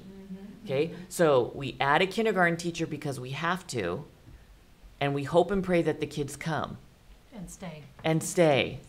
So that's the tricky part. And then once we issue the contract, we can't go back in September and say, well, you know what? Thank you for coming. Our attendance changed. Yeah, right. So that's the tricky part. We are hopeful that the number is going to be bigger. Like I said, in the last couple of years, just working with Linda Reese and Linda Stevens, the trend has been whatever number we have in January, February, if you add about 25 to it, we've been pretty darn close. And just give you an example, last year at this time, I think we had 98. And so if you add 25 to that, that's 123. And right now in kindergarten, we have 122. See how that works? So we're knocking on a lot of wood, but we're taking a couple leaps of faith here. Because if the kiddos don't show up and we've added a kindergarten teacher, guess what we've just done to the budget?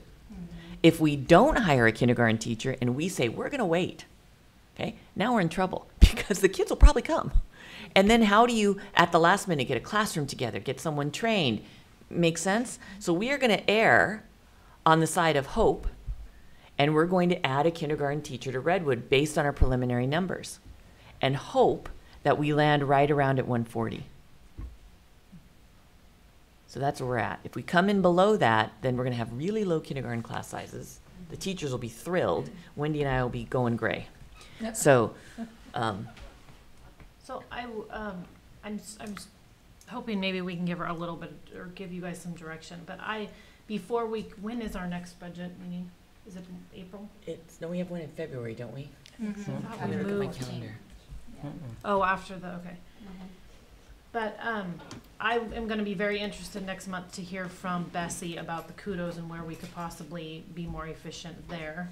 And if, since I understand as a former educator and the person that did the first part of the online assessments, I understand the importance of the computers. But if maybe the Dana Gray staff could brainstorm ways to incorporate that into the classroom, and possibly say, since and save that, if that isn't even remotely an option. And then I also support the idea of us looking into snack, because I know that's a place that Pilar says the other districts that are not contributing as much as us are making money. I'm not saying I want to do it, but if we could definitely look at what our options are and what we might be able to gain some money that way. From what we've seen before, the athletics, I don't, the part that we've talked about cutting is not enough, in my opinion, to keep arguing about it, unless we only need $5,500. That 5,500 was eliminating a non-league transportation. Yeah. Well, right now, I think, in my opinion, that the number of kids that are affected by those programs, I don't know that I would put, but again, that's at this moment, my, again, shaving every other option before we start going into athletics, band and choir, things like that. So there's my little bit before the next meeting, if that helps at all. Mm-hmm. And so February 14th is a budget. That's our regular So board I think it might meeting. be March 14th. Yeah. Oh, is do it? we- Oh, it's March 14th. Yeah, I That's don't the think next we one, don't because have it in March our- 7th is the regular Yeah, I board didn't meeting, think and it March was for a while. 14th Yeah, there's is the nothing in next it. budget meeting. So as far as direction goes, for getting more specific, I think looking at the Kudos program, you know, in your presentation, you talked about the grant not spending more than what we got for the grant. If that can happen, that'd be great. I would challenge the nutritional services program to save 20% of what we give to the general fund. That can be through revenue cutting. I'd look at our wellness program, and you traveled around, saw all these districts. You know, give us some ideas. Give us specifics. Again, it's about revenue just as much as shaving. I certainly am not an advocate of giving our kids unhealthy food, and I certainly understand that the food they get at school is sometimes the only food they get all day. Trying to look, the garden program, you've already been working with Julie. I would say continue down that road, especially if all the kids are still going to get exposure Mm-hmm. to that program. I mean, libraries, I don't know if you presented anything with libraries or what was on there. I think what I'm going to do with the libraries is meet with the 3 remaining librarians and the principals and have a discussion. The elementary libraries have a program. You know, the kids go in, they get books, they've got a designated program. So I really don't even want to start the conversation about our elementary libraries, because I think them partnering with Garden makes a whole lot of sense, and we want to keep books in their hands, especially for young readers. I want to talk to the high school and middle school program and make sure that we're maximizing what we're doing in those areas. Right now at the high school, we've eliminated the computer lab person, so the librarian is kind of pulling double duty and just monitoring and signing up those places. I want to look at what's going on at the middle school and what that position is doing, so to see if the hours are warranted. And I don't know all the answers to that yet. So I know I need to do a little bit more digging with that to figure out, are we maximizing our services? Because I don't have all the answers. Yeah, well, I don't think any of us do. And then the last item, I'm sorry. Yeah, we talked about Kudos. Computers? Yeah, athletics, I don't think, again, the middle school, I don't know what areas you're looking at to possibly cut, or if that was just let's see what people think about middle school athletics. There was one other area, it'll come to me. Keep talking. Oh, teacher on special assignment. Personally, I'd hate to see that go. Because it's supporting the staff. Mm-hmm. I'm not giving direction to keep it, but If I had a magic wand, to be honest Yeah. with you, I would have a TOSA at every site. yeah. Mm-hmm. Because it's direct services to the staff, which is that directly supports instruction in the classroom, which is how we get our test scores up, which is how we get our kiddos, I mean, if you have good instruction, our kiddos come to school. I believe that. So, and when you read about effective school instruction and what to do in the schools, you will see that teacher on special assignment, if done well, and if done by a crafted teacher, it's one of the biggest bangs for your buck. The hard part is that we have incredibly small class sizes. And I use the word incredibly, it's probably not incredibly, but we have small class sizes. And so it's hard to do it both. We can't do it all. Of course. But if I had a magic wand, I would love to keep the TOSA. And I'd love to have a TOSA at every site. I just don't know how to do it.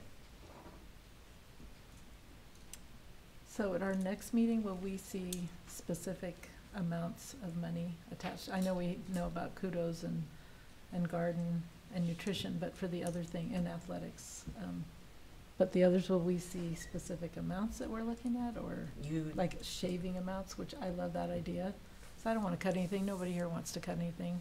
Nobody in our community wants to cut anything, but we can snitch away a little bit from different pockets so that we can maintain.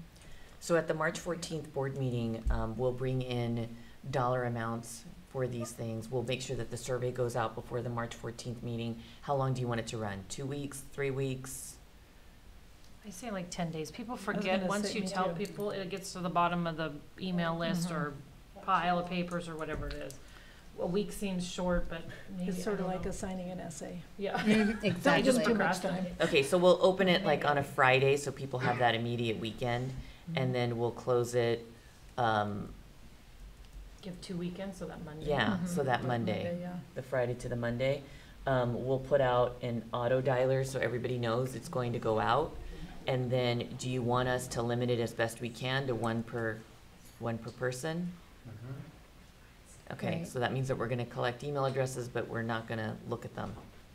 And I think as far as conserving paper, I think if we just have a pile of them wherever we think the most anonymous place would be, and tell people, if you don't want to do it, if you don't want to submit your email, please come get a piece of paper and bring it back to, I mean, I guess then they could take 10 pieces of paper, but. Well, we can make a PDF of the survey and put it on the website so they can download it and print it themselves, and they can put it in an envelope and mail it.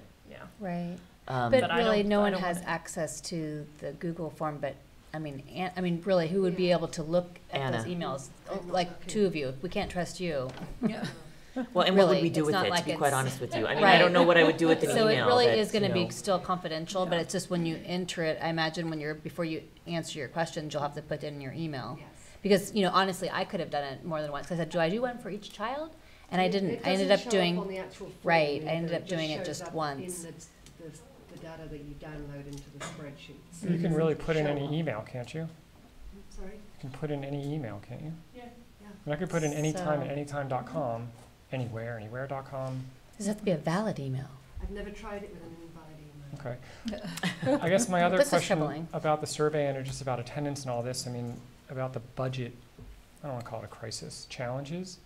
Is there a way we can write a brief article for the Advocate, get it out there?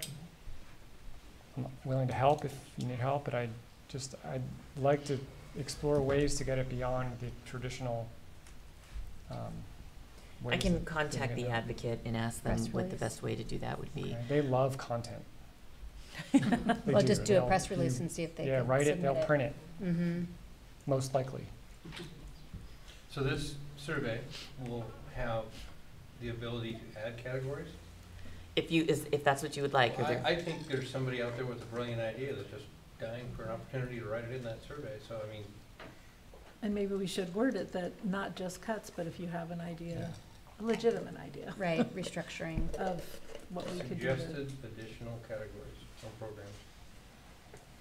And at some point, and you're gonna absolutely hate me for saying this, Becky, but you're gonna have to come up, you and Wendy are gonna have to come up with nutrition services, suggested cut X dollars, because you're gonna be talking to Pilar about that. And I'm just saying hypothetically, X dollars for nutrition, X dollars for custodial, X dollars for this, that, and the other thing. Because we're gonna say, okay, out of maybe frustration, 3 months down the road, okay, hypothetically, $50,000 for nutrition, and then we'll say, well, we need to go back and see what that's gonna mean. Well, we might as well just get going on that right now. Because we know what the dollar amount is, you know, we could just magically say, okay, 40 kids aren't gonna be sick this year, well, we're done.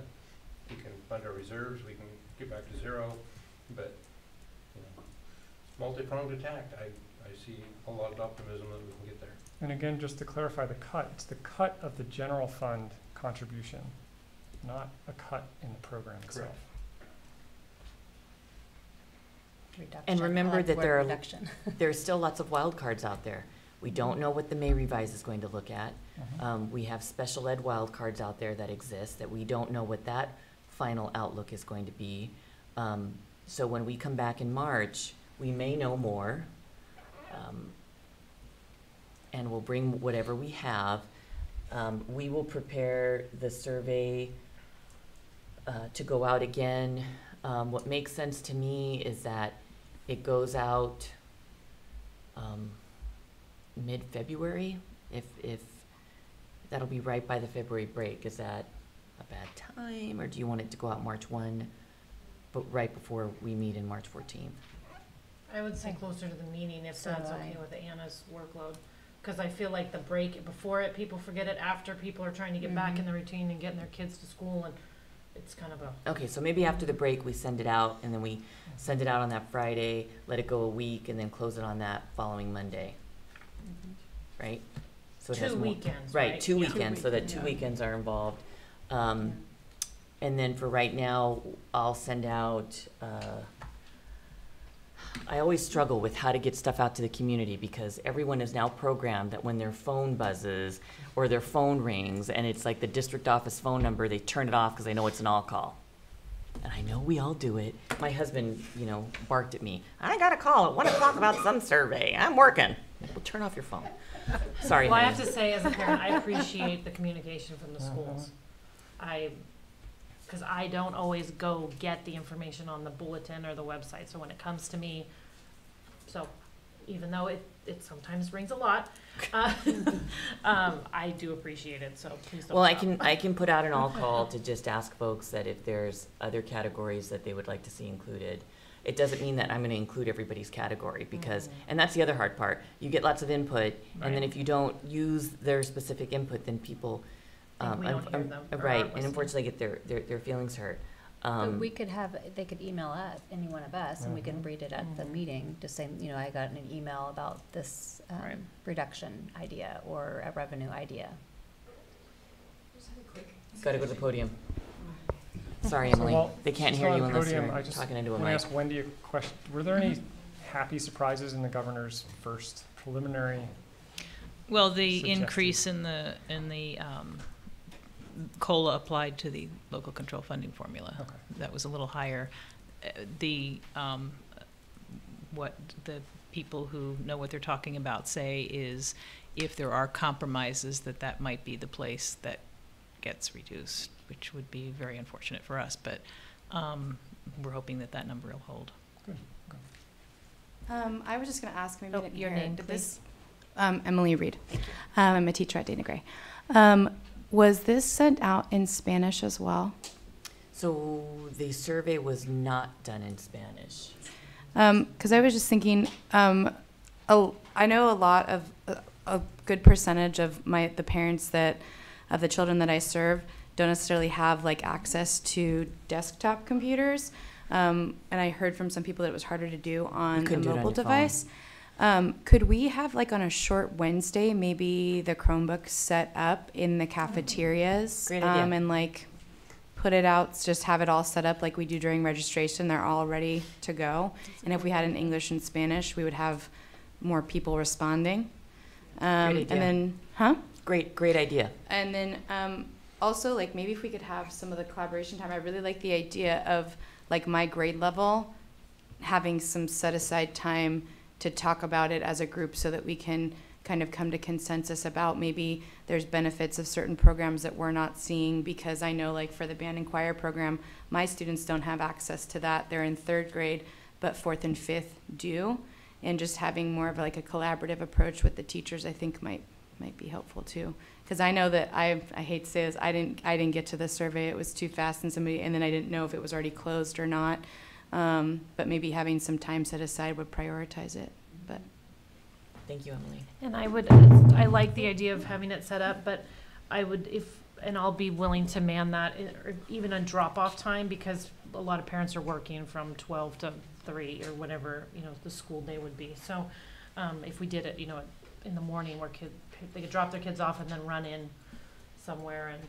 And I'm happy to work on it to try and make it a mobile-friendly survey next time. Mm-hmm. Okay. What if we had it like in a room like this where it's open all day? I can sit here all day. I got nothing going on. No. Write that grant, where people could drop in. It'd just be available. That's probably a better idea in one way, because I know when I don't get out of my car in the morning when I drop off kids. But if you knew, if you, that's true, I'd find a parking you'd come spot. early too, not at the middle school. But not, no, that's where I'm going. Sorry. Well, and I just thought this room here is on the corner of the campus. There's not that much over here. There's parking. There's parking. And it's not going to interfere with kids, getting picked up and dropped off and whatnot. Because we could all man a few hours, especially if it was on an ER day, I could man a couple of hours to break up your commitment here at the 306. I'll be writing a grant. Yeah, okay. We do have several more things on the agenda. So any more comments or questions from the board? Let me just make sure that I have the marching orders correct, and thank goodness for the video footage, because we can go back and look. We want to get the survey out in Spanish. We want to have the survey go out after the break, after the February break. I will put an email out to the staff to see if there's other categories that they would like to see added. And we can put an email out to our community as well, instead of an all call through Aries. I think we can just do email.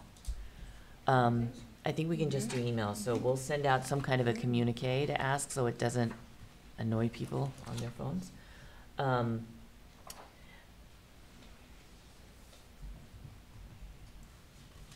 I'm going to call the advocate and try and get some kind of a press release or something in there. So I'm going there tomorrow with the CCE article. Do you want me to talk to him about that? That would be lovely. Okay, will do. And then I will work with Wendy and the other administrative team to figure out creative ways of shaving and present the shreds. Well, and then I think we also need to see those things that were originally on the list, the TOSA, the EL Accord, those things need to come, even if they're not in the survey, but if they're dollar amounts and the possible consequences for those items as well. When this goes out next time, do you want the dollar amounts on them? It makes it long, which is why we took it off. And we want the general fund, obviously things that, not supplemental concentration, because those would have to be replaced with something else. So none of these are in that category. These are all general fund. No, these are not all general fund. Okay, so that's tricky too, because we want that money to be serving the kiddos that it needs to be serving. And weighing that. No, there's some supplemental concentration up there. Yeah. Mm-hmm. Okay. So that's. And then I just want to, because you guys came out tonight, is there any last minute public comments before we leave this topic? Okay, and as Diana said, please feel free to email the board or Becky, or make an appointment with Becky, or call us and get together with us if you have any great ideas. We'd love to hear them. So please feel free to use that resource. And I would like to, the comment I always make is, I'm more than happy to sit down with anybody who wants to sit down and look at it. The better educated people are, the easier it is to make decisions, and I am more than happy to sit down with anybody who wants to go over it. And people that go into the accounting profession like to talk about numbers. So she's not lying when she says she likes to talk about it. Okay, if there's no other comments, we'll, those of you that would like to just respectfully vacate.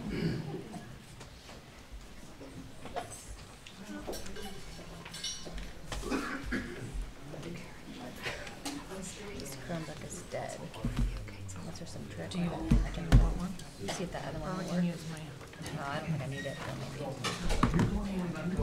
See if it works. Okay, do we need a break? Or do you guys need a? We're good? Okay. Okay, Diana's gonna switch. Okay, so we are going to move on to our benchmark reporting, and the first one will be Mr. Kale from Dana Gray.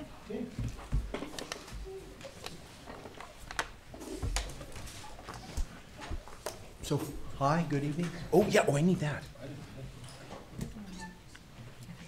Just kind of stall a little bit and let the people kind of the noise, so nobody feels like they're.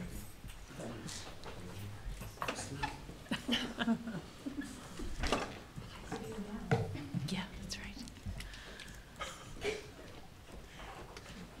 The audience is leaving. You know what, and next time I need to remind me, you guys, to make sure they sign in, because when we have a group, it would be nice to keep track of them. This is the best part. Yeah, this is the most exciting part. I have to Hi, say, my the reports are nice, because we do get to hear about the great things happening. So here we go. My name is Rick Kale. I'm the principal of Dana Gray Elementary School. Okay. Thank you very much. I don't know why I needed applause. Thank you. So this is our first benchmark, and just reporting on our first benchmark of the year. I think if there was an overall message that I wanted to get to the board is steady improvement in recording data, steady improvement in looking at it and developing it and moving on. So, and I'm trying to, and part of the process is for us to figure out how to present this and think about it in better ways as a staff, and that this process helps us. So the first slide is the third grade first benchmark. Little bit of blue, little bit of green, and again, just a reminder, the yellow is, the red is not met, the yellow is nearly met, green is, the standard is met, and the blue is above. So it's the blue and the green that we're very interested in. So I thought it would be kind of interesting to put, this is the first test that third graders get, first benchmark when they enter third grade. So I thought it would be interesting to compare what happened to the first test of 2017 versus 2018. So these guys are different students, and it really gives me a gauge as to our classroom and the kids that are coming in. Again, they're different students, so it's hard to gauge, but it lets me know about the curriculum and that there's some steady marks. We have a lot of green, a lot of blue. So anyway, just different students. I also wanted to put in here the idea of some subgroup data. We still have some strong issues, at low SES, English learners. You'll see some, the red marks, meaning that we still have that achievement gap that's still existing out there. Okay. So this is the fourth grade benchmark, the first one out of the gate.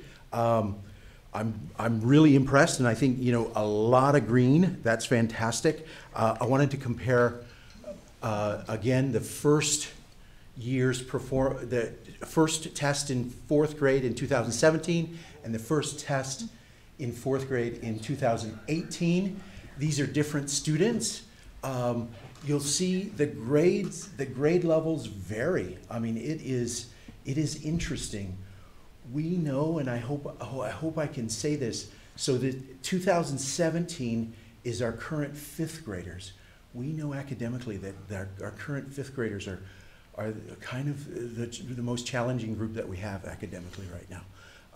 So they had a lot of yellow, a lot of red, but and I was worried when I saw this last year in 2017, but the recovery of the green in 2018 means that, yeah, it's not the systems, it's the kids moving through. Well, and this is another year with the teachers and the curriculum. What's that? It's another year with the teachers and curriculum. You're right. You're right.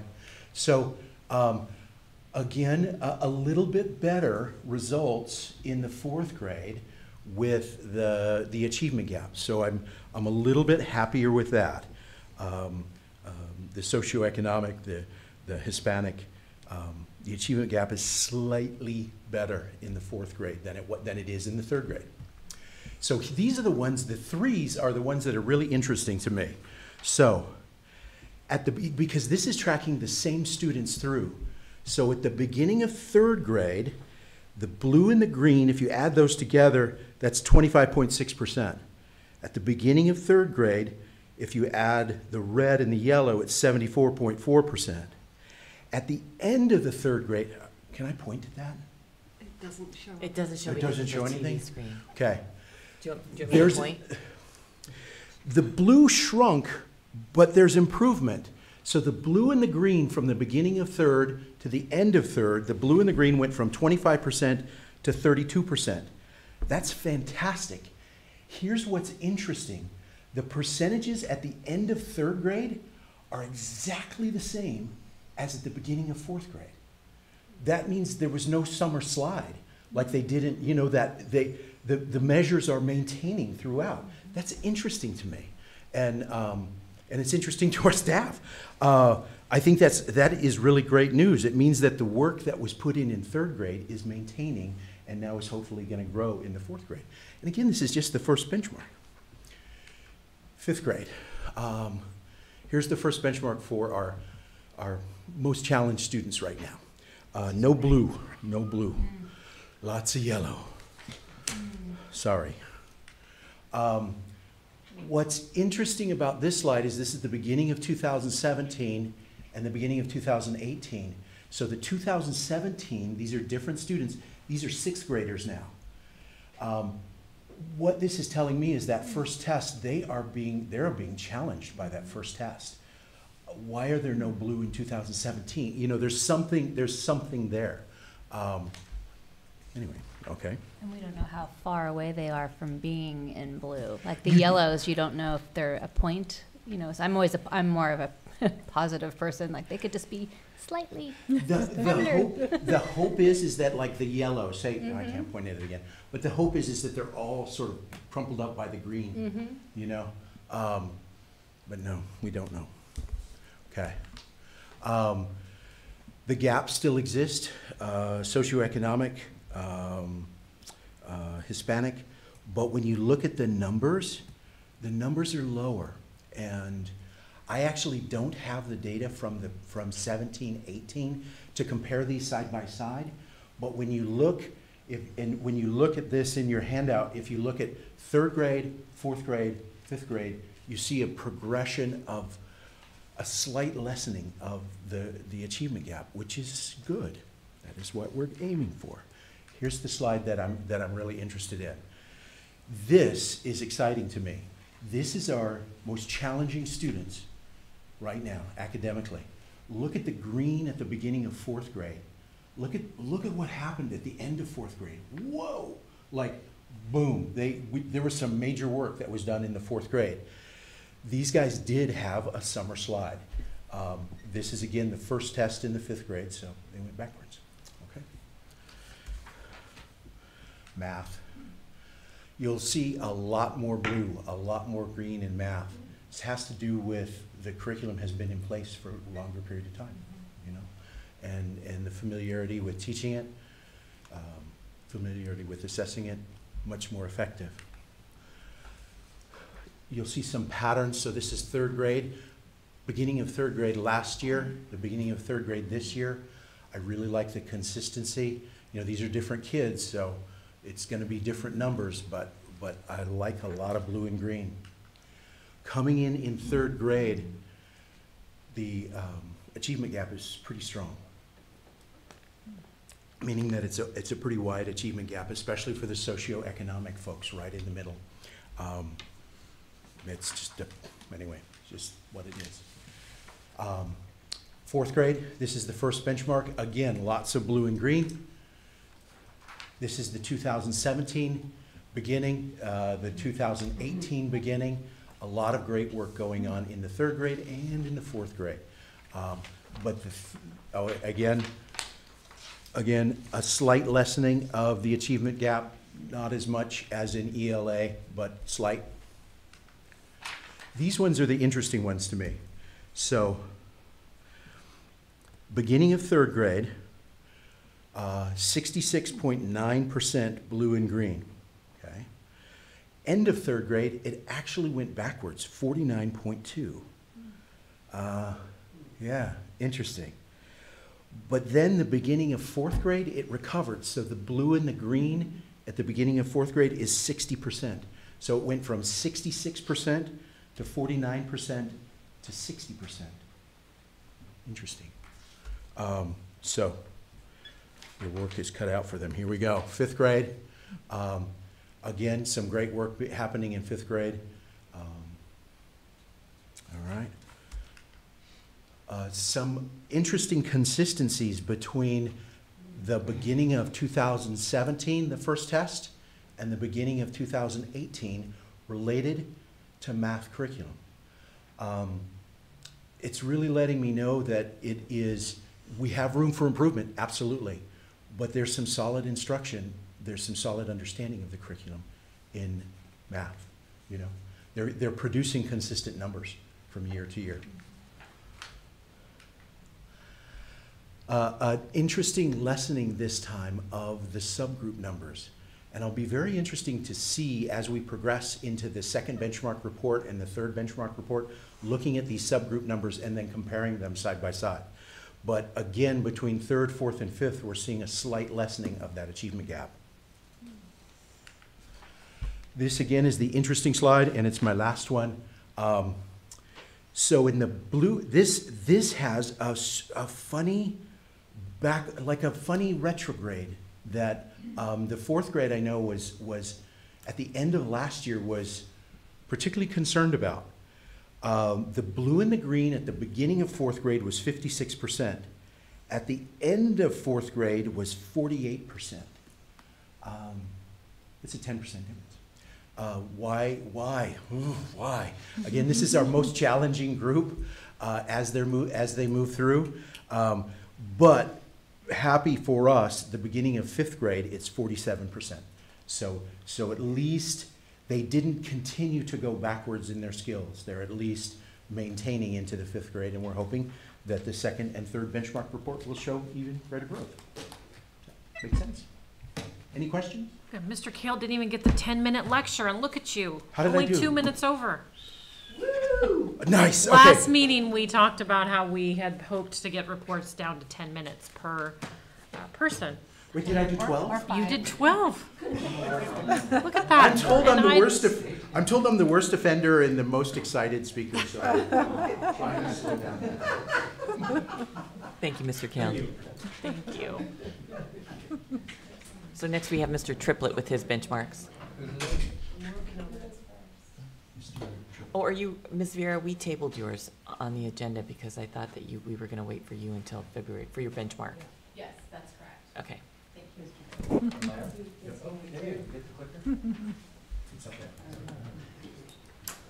No pretty pictures. Hey, Colin.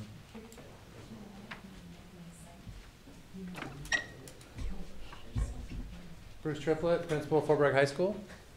And it's our second benchmark. Yeah, I think I've got to go, oh, there we are. Okay. Oops. Just walk her that and some extra Trying to things move the too. arrow. It was in my line of sight Anyway. there. Thank you. Ooh, I can't really read that very well. Okay, this is the English one.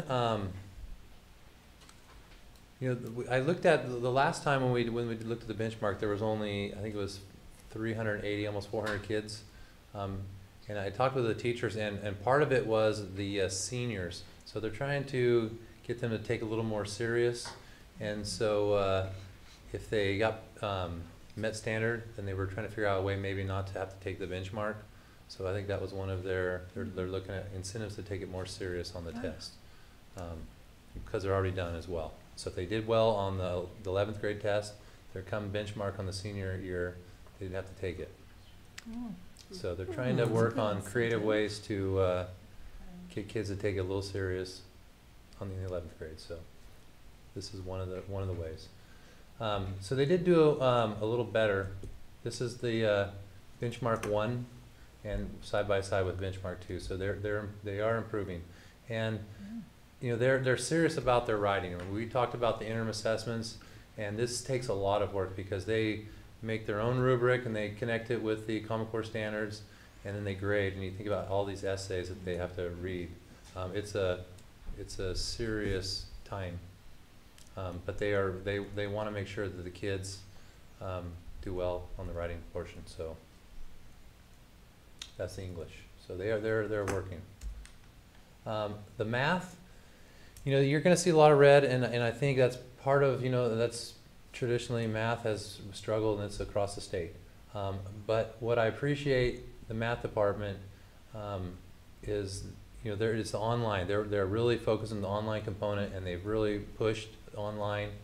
And as you can see, you know, it's similar, and they lost a little bit from benchmark, the first benchmark to the second one, but they're still pushing the online component, which, and they did well. I mean, you think about it, they did 10% better than, you know, on the state testing than the year prior. So they're doing some good things in there. So this is the algebra one. Geometry, there's some improvement there. From the first benchmark to the second benchmark. So it went from 24 to 33. So they're getting there. So it's not just the red donuts that we've traditionally seen in the past. And that's kind of what they're, I mean, if you look at the state test, that's, you know, it would be alarming if you saw, you know, blue, a lot of blue and a lot of green, and then it comes to state testing, you know, they're 30% proficient. So, so this is, their benchmarks aren't easy. And here's the algebra 2, and there's some improvement there. It's from their first to their second.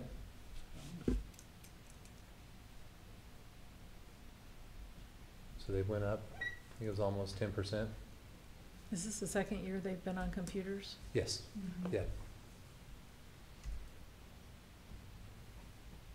And here's Trig. Trig went down, and I was talking with Virginia, and part of it is this was a cumulative, and it's not really a test that they do online. So this is their test in class for the Trig, and so this was a cumulative. The second benchmark was a cumulative one. So my guess is there was a lot more content on it, so that's why you see it. See less green. But overall, I mean, they're working hard, and you know, our scores have improved, and so it's a good thing. I think that's it. Is there any questions?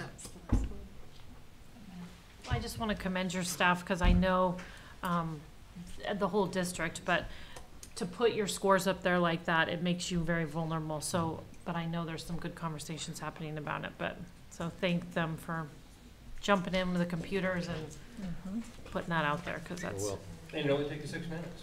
Okay. Yeah. Thank you, Mr. Triplett. Okay, so Connie's going to tell us about attendance and discipline. This is going to take more than 10 minutes. Okay, you always put me after Bruce. You've actually been first quite a bit. No, I'm kidding. About It's the- I just, think she's it's talking about having the to mic. adjust Yeah. the, Oh, it's the having to mic. adjust the mic. Height Not- of the mic. Yeah.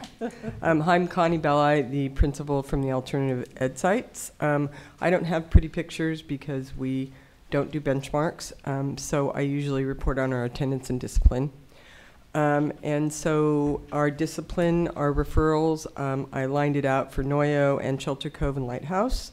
Noyo, for the first semester I looked at, we had like 2 referrals, which is actually amazing because we usually have none for Noyo, but we had a couple of kids that, you know, had some troubles.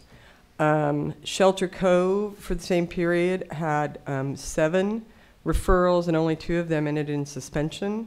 And 7 for our group in a whole semester is really, really small, is really good. And then our Lighthouse referrals for the same were 28, and only 10 of those were suspensions. Now, the great thing about that is that last year there were 93 at the same amount of time. And so, and the year before that, there were like 100 and, there were, you know, 100 and something. But since we have started restorative practices, our referral rate has gone way down, especially for Lighthouse. And so all of our informal conferences and the kids talking to each other and talking to the adults has made a big difference in what's going on at our campus. So I'm really proud of that. I'm really proud because it's an effort, and it's harder to do that than just to say, you know, you're suspended. So the kids have been making a really good effort to do that. So that is my discipline. My attendance is a little bit of a different story. When everybody talks about attendance and how we should get the kids to school, and you know, we really need ways to do that. We're working on it, but we have kids whose parents think it's okay not to come to school because of different things, or they have challenges in their life and they can't get to school. And so I put a positive spin on it. And so our attendance for NOYO for the first semester was 73%, which is not bad for our kids, actually. And at Shelter Cove, it was 76, and Lighthouse is 67. So really, we haven't reached where I want to be, but it is better than it has been in the past. And we've got some kids coming to school this year that weren't coming at all last year, and were maybe only coming 1 or 2 days and are now coming, 4 out of 5 days, sometimes 5 out of 5 days. So it is a marked improvement. Any questions about that? So Connie, could you just take a minute to explain to the viewers at home why you might not be doing benchmarks at NOYO? Our kids, when they come to us, are from the high school and the middle school, and they are behind in credits, and so they don't all do the same work. So they're all doing different work. Some might be doing US history while someone's doing world history, while someone's doing English, while someone's doing, and all in the same room. So there's no cohesiveness across any of the classrooms. And there's some kids who actually aren't behind in credits. Kids come Right. to alt-ed for various reasons. Right. But So they're not behind in all credits. working on the same thing. Right. So you can't just say, okay, we're going to take a benchmark today, because some kids will be working on second semester science. Right. Or first semester, or first semester science, or second semester math, or they're done with math, but they're in the class and they're doing their senior project. So there's no way to have any consistency to do any kind of benchmarks. So this sort of is our benchmark. Thank Any you, other Connie. questions? Thank you. Keep up the good work. You're welcome, but I think I have to stay up here, don't I? You do. You're the first She's one, next. Connie. Look at that. No microphone adjustment necessary. I know, I'm so excited. It never happens to me. So this is my mid-year report about our site plan, and it segues very nicely from my little attendance report, because one of our goals is to get the kids to get up to and maintain 85% attendance. So it's a work in progress. We've done some things. We've talked to parents more. We've we've talked to parents about how to get your kid to school, what the barriers are, how can we help you. We do an incentive program where kids, if they come all week, their name goes into a hat and they can get a prize, which has really helped some of our kids come to school.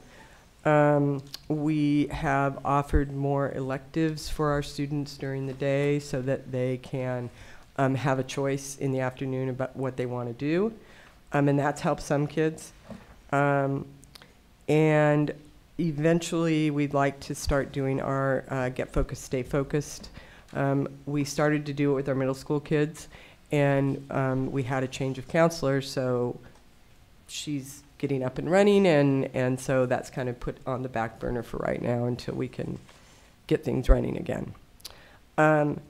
And we had a staff change, we lost a staff member at NOYO, between NOYO and Bridge. So all the teachers we had to redo the schedule, and we had to do a lot of things that have put some things on the back burner. So we keep trying, and we keep talking to kids, and if kids need rides, we try to figure all that out. So like I said, our attendance has gone up, a little bit. The next goal is about closing the achievement gap, and our school goal was to increase the number of credits from 12 to 15. Most of our kids we want them to earn 15 credits a quarter, and that will make up for some of their credits, because at the high school it's 30 credits in a year, and our kids, if they want to, regain 30 credits a semester. I'm sorry, 30 credits a semester. Our kids, we'd like to see 15 a quarter so that they are earning more credits. Now, we've had kids earn 50 credits a quarter. We have had some kids earn, oh, look, it's right there. We've had some kids earn, 12 credits a quarter. So right now we have kids that are taking Acellus, which is our online program, and that's enabling them to do things like Spanish and things like, French. We have a student doing physics. And so Acellus enables them to really pump up their credit amount. We also have kids that are, that I talk to a lot about where they're at, what are the barriers, what do we need to do to get you there. And some of them I am talking to every week, and they don't always like me by June, but they graduate, and that's my goal. So, and that helps with some of them because they need that push. We also have our bridge program, and our bridge program is for NOYO students it's for two things, but our NOYO students have a shortened day, so they only go to school from 8:45 to 12:45. Those kids in NOYO who are not earning enough credits, then we put into our bridge program, and that's a full day, and that way they can earn, they have more time to earn more credits, and they can eventually work their way back to NOYO. And they also, you get points for certain things when you're in NOYO. So that's one of the ways we use the bridge program. So we also, our staff does trainings. We use a lot of restorative practices. We try to, we do a lot of training with ACEs and trauma-informed care so that our kids, we're getting to the root of why they're not doing what they need to be doing to get their credits. And for our kids, there are a lot of barriers. And if we can help them, we do what we can to help them. And my last goal, which goes to the LEA Goal 3, which is improving school culture, is to decrease the total number of days of suspension by 5%. And so I don't have, the numbers on here, but I read you the numbers of the referrals, and so that has been our biggest success story.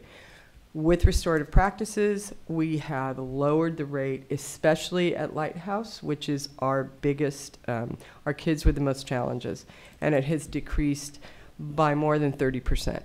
And that's huge. And so they, restorative practices, they know they have to come and talk to me, they have to talk to the teachers, we come up with a plan, and it's working.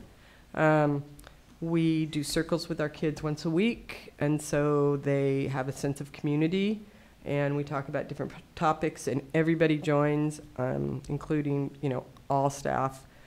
And we also just got a new counselor because Sherry Ackerson moved to the elementary school. So Carla Leach is our new counselor, Sherry was wonderful. Carla comes with some different experiences and different, her background is in child development, and she's been doing groups through the youth project, and she's been doing groups with our kids for a long time. So she knows our kids, they trust her.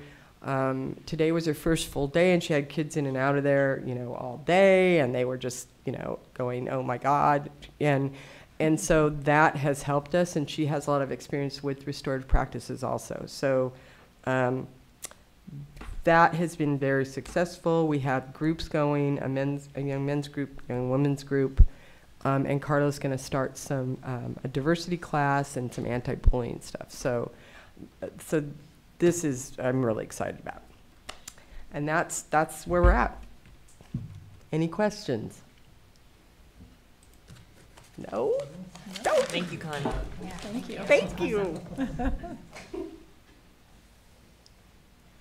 Okay, so our next one is, now we go back to the littles to Redwood. The littles.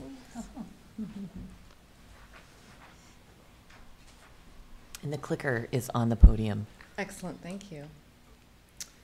And my name is Linda Reese. I'm the principal at Redwood Elementary School, and I was amazed at the gentlemen in the back just working their magic with the screens and how they're transferring it. So I was mesmerized from our meeting here. Hopefully the audience is too. So for Redwood's mid-year site plan review, we have our first goal, which is the college and career readiness, which is also our LEA's goal as well. And I highlighted some highlights. I know we've been here. The main priority, I believe, this year, because we need to prioritize and really be strong with one of our focuses, I believe has been more with the student achievement. So for the college and career readiness, we have really been emphasizing with our PLC movement, which is our professional learning communities, how our staff members are being trained, how they're being reiterated to organize their meetings and look at student data, look at student progress a little bit differently. We've also been looking at how effective is the school home folders working. They go home every Monday, and so communicating with parents, that was one of our goals. The planners for second grade have also been implemented. This is the second full year that we've been doing that. Having them get organized and get ready for those study skills and organizing what's today, what do we do today in preparation for next year. Our staff in leadership have also conducted a FIT report, which was a facility, not a facility inspection tool from facilities and maintenance, but it was more of the fidelity, Mr. Kale, fidelity.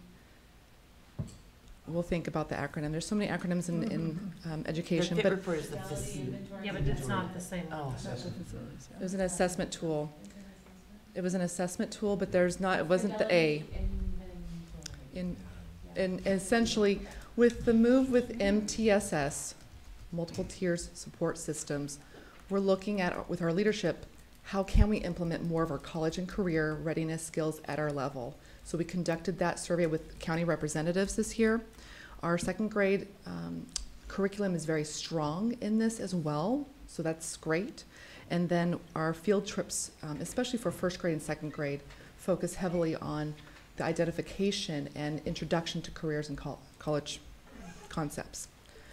Our second goal is closing the achievement gap. And I believe we've been spending more of our focus this year than on any of the other goals. So I'm really proud to present the efforts that we've been making with that, and you'll see a little bit more of the main points there. Our professional development has truly improved and increased at our site, not only just for our certified staff, but also for our classified staff. We've got our teacher on special assignment, our TOSA, who's mainly used as a literacy coach. And so coming into classrooms and actually guiding teachers and working with students on improving that skill has been essential for our site. The assessment calendars have also been developed for English language arts. They're being developed for math. What is it that we are critically needing to look at? What are those key assessments, and how are we blending that with our curriculum maps for the year? Our technology, we've also been working on a lot of technology. So Illuminate has been coming up. We have done 2 already at Redwood. Aries has also been included. Recently I shared with staff members how they can see their calendar next to their email screen. So even with Google product, some of their changes, just training our staff on that one. We're providing a weekly link in our staff bulletin that they might want to check out something. But I also learned that one of our first grade teachers spent 3 hours of their own time on Saturday training their colleagues, whoever wanted to show up, on the online curriculum components. So we have that momentum going now.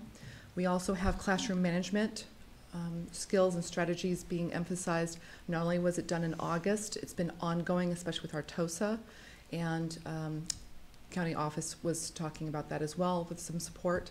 Again, our TOSA is there, and then I don't have my glasses. The cross-site professional development. Okay, thank you optometrists. The cross-site professional development that we've had with Dana Gray this year, while we cannot offer every single opportunity, it's great to hear their ideas, their suggestions, and I think the same with hearing from our staff as well. This week we just had one for our second gender awareness training as well that was conducted. So I believe we've really focused more on that. And then the third goal is improving school culture. And I just want to take a moment from the picture that's being depicted right now. It is our TKK combination class, but it is not our normal teacher. It's a second grade teacher who stepped in to help out. And then there was an accident. And so one of our custodians came in. And so you can see, like, we're all working together for the benefit of our students. And it's ongoing every single day. And you just don't capture those moments. This was a good one. So thank you, John. Thank you, Mrs. Hunley. So for improving the school culture, having these events has been critical. Not only do we have our annual Harvest Festival, our Breakfast with Santa, our Parents Club is really enthused about bringing events and connecting our community and parents and families together. Coffee with the Principal has also brought in many families, some more than others, but bringing in a topic of maybe interest has brought in more people.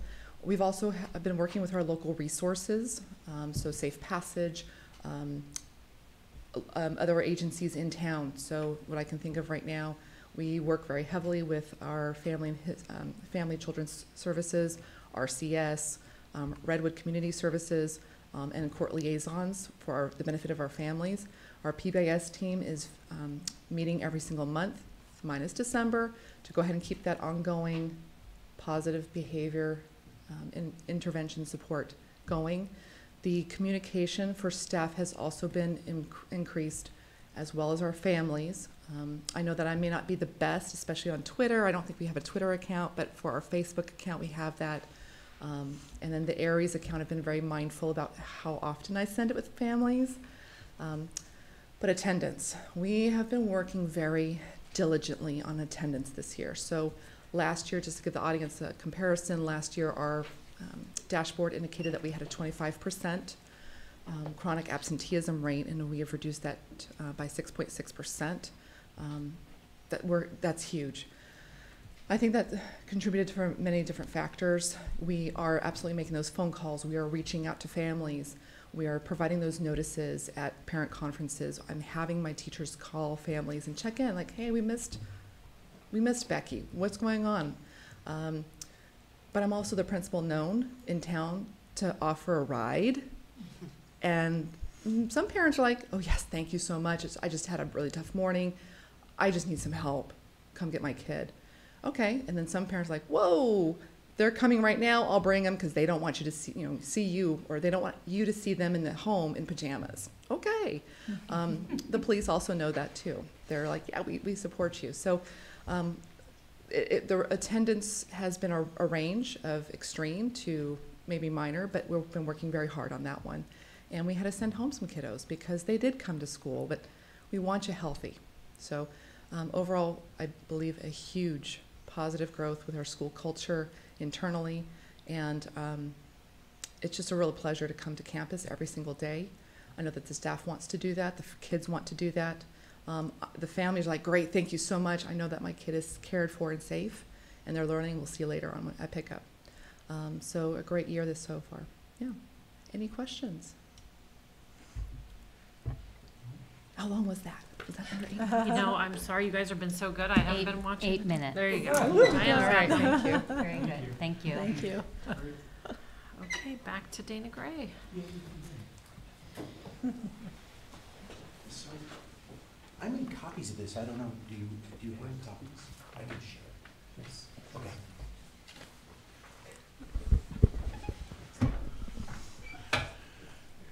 So, for the copies through.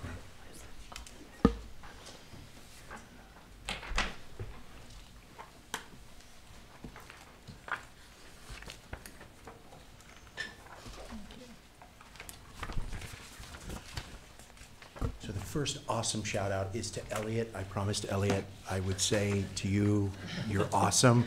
You won the yearbook contest for the drawing, and that is, look at those cute dolphins. Yeah. That's the cover of our yearbook this year. So anyway, good job, Elliot. You rock.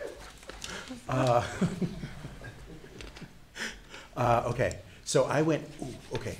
There's a lot of words, and I apologize. You know, I know. Yeah. I took it by action item, and really that's why I wanted you to have a copy in front of you, because I wanted you to really, you know, it just takes time.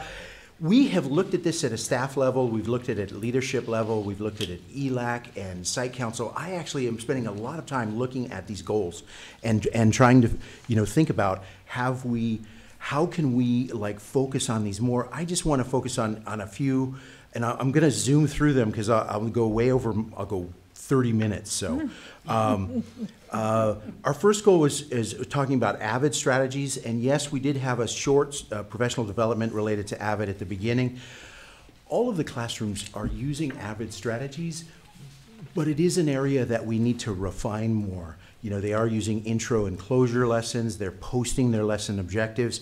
We're working on that, and you know what's great about these goals is that we are able to use them as we move along to develop new ideas. The second one down is about student planners. You know, teachers will use student planners to implement AVID strategies.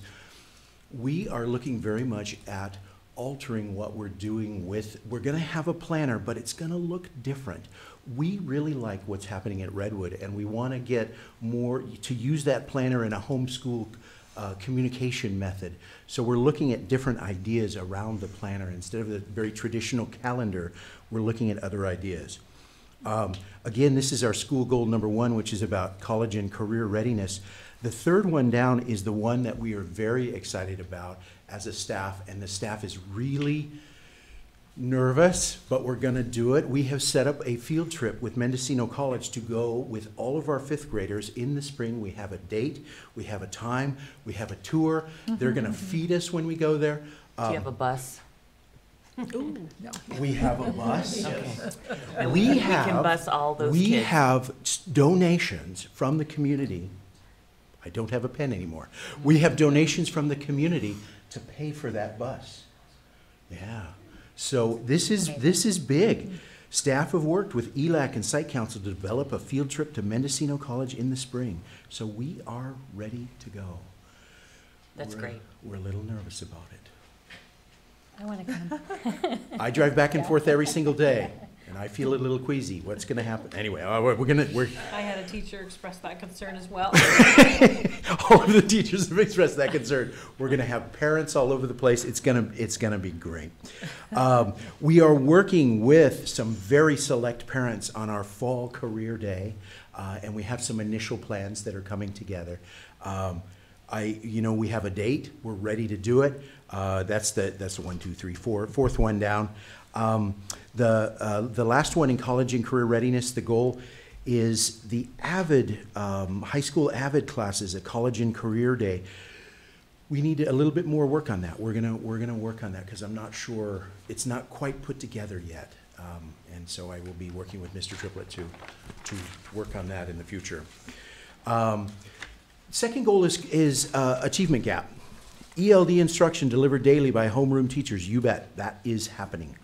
The master schedule, in fact, we had a major reworking of the master schedule with the help of Joanne Farrell and curriculum director and others. We have developed a really solid walk to learn time. Our 5 aides are pushing into the classroom. We're looking at, ask our aides how they feel about the work that they're doing. They are excited because we can show them by data how they are helping our students and helping them improve. And it's a wonderful thing right now. So we're doing very well with that. The third one down, professional development for teachers and staff. And again, Ms. Reese mentioned a lot of the combination professional development. We're working as a K-5 group related to professional development in Benchmark Advance, in guided reading instruction, small group instruction. It has continued throughout the year. PLC development, we have had, and it says provide professional development to support teachers in PLC work. We have had lots of PLC professional development, and it has had great effect. I think our PLC teams are working wonderfully right now. The next one, let me try it. Here we go. Increase availability of technology at the point of instruction, short throw projectors. This is something I am incredibly excited about, and I will not linger on it, but we are 1-to-1 at Dana Gray. At the end of last year, we were 1 cart for every 2 classrooms. We are now 1-to-1. That opens up such a range of possibility for teachers, for students, for the educational impact that's happening there. Every classroom has a short throw projector. I have had teachers literally say to me, they're a game changer. They're a game changer. They're just flat a game. It makes teaching and instruction so much different. That is exciting. Professional development in everyday math and benchmark advanced curriculum. Again, we are continuing with that on multiple levels. Again, we not only from the outside, we have had our teacher leaders, our intervention teachers, have been able to lead professional development sessions for us, which has been fantastic. Continue with intervention teachers, reading and math support aids. Yes, our intervention programs are working well and providing targeted academic support to students. School climate is number 3.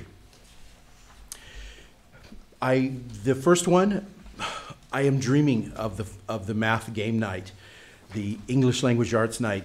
Last year we had a wonderful technology night. We as a staff are working on it. We are working on it. Getting parent volunteers, getting staff time together, it is a tricky thing. We're working on it. Here's what we've done that is amazing, the Pod Squad. And yes, it stands for positive, open-minded, and determined. You know, our 5th grade students have been selected to be members of the Pod Squad, modeled after the Web or the Link Crew model. They have helped with multiple expectation stations. They have helped as peer mentors. They have helped as guides for 3rd graders around the campus. And the most wonderful thing is during the recesses, especially during snack recesses, the first recesses, they make plans to lead 3rd graders in games. Like they jumping rope and hopscotch. Like they teach the games. It has been wonderful, wonderful. Developed grade level trimester awards assemblies. We have continued with that. We have had a refocus, especially on attendance. We have developed a very interesting math honors club. The idea with Mr. Van Buren, our math intervention teacher, that a focus on learning the math facts and developing an articulated set of math facts from 3rd, 4th, and 5th. We've gone out to the community and asked for prizes, and to Parents Club to ask for prizes related to that. We've used our 3D printer to have a prize that they get to create something with the 3D printer. We have amazing, amazing results. Well over 3/4 of the students now have passed that exam, which is really interesting. Like I'm impressed, and when you have competitions like that, just the wonderful things that can happen. School climate and culture is one of the critical components, our school counselors, and that's the sort of 4th one down. Continue school counselor position to facilitate student, and it lists there, you know, the school counselor is the center of our PBIS implementation. From social groups to individual group and crisis counseling. The school counselor has helped us implement, and it has a funny acronym. Teachers are all about acronyms. SEL during BIC. So what is that? That's a social emotional learning breakfast in the classroom. So breakfast in the classroom, one of the components of breakfast in the classroom was, how do we use that as an effective learning time, as an important piece in our day? We have lessons that are articulated all the way through the school year in the Mind Up curriculum, in the Second Step curriculum for teachers, and they're using them. They're all online. They're using them to talk about, what a great time when you're eating in the morning to talk about how you feel, you know, and to get yourself grounded during the day. And that's what teachers are doing. All of the classrooms now have some version of a restorative circle. And that's the beginning of implementing these restorative practices that are coming our way. And it's my last one. It is my last one. I'm going fast. How am I doing? Aries online grading, this is the top one, and Aries communication. So we have had 2 professional developments related to Aries online grading. We went from 1 or 2 teachers using Aries online grading to now 1 or 2 teachers not using it. Almost everyone does. Almost everyone does. That's impressive. You know, that's a sign that our teachers are really taking it to heart that that this is a tool that's a labor-saving device, actually, and can help you. But it can also help in data analysis. It can help in the design of your classroom and the way things work. You know, hidden within that Aries grading system are the links with Google Classroom and the links with student and home, you know, parent-home communication that is connected to the online grading system. The Aries communication system we've also had professional development on. Teachers are skittish about Aries communication because everyone hangs up on you when you do that. Like, I mean, it's just the thing that it has turned into. We are looking at, we now have groups that are sending emails and that are sending, like, working to use the system to send only text messages. And the latest one, I sent it 2 days ago, was the Pod Squad. Sent a text message to all of them, all of the parents that were in the Pod Squad. So, you know, I think parents receive that a lot better. Second one down is the SART, again, School Attendance Review Team. We think that this is going to pay off for us in the end. We have a pretty extensive system modeled after what Carolyn Carini has given us about student attendance review teams, calling parents, having meetings with parents, talking about the barriers related to school attendance. And the last one is continue implementation of non-exclusionary intervention systems, in-house suspension, rule school, buddy classrooms, all of those things, all of those systems that are very restorative systems have just become regular every day now. I have a few suspensions, but nowhere near what we did before. And we just have a different way of approaching discipline. And I think it is because of these goals we have done this. Anyway, any question? I have a quick question. What's a buddy classroom? Oh, so no, that's a great, it's teachers have a working pair. So Barry is my buddy classroom, right? I have a student that can't sit still, that can't, you know, it's just. His name's Ryan. You know, and I'm kind of, you know, I'm kind of here. I have a system where I have a piece of paper that they're going to fill out, a reflective piece of paper about their behavior. I'm going to send them to my buddy Barry. And Barry, when he sees that kid and he sees that piece of, he knows exactly. He doesn't skip a beat in his teaching. He just goes, you know, sit there. And a place to reflect, a place to understand what their behavior was about and how they're doing. They finish it. They give the signal to Barry. Barry looks at it and goes, mm-hmm, and goes back. That's as opposed to sending the kid to the office or calling the principal. Like, most kids want to be in class. Like, they want to be learning. But we have kids that, you know, they're shuffling their feet. They're, you know, that like they're doing things and they can't.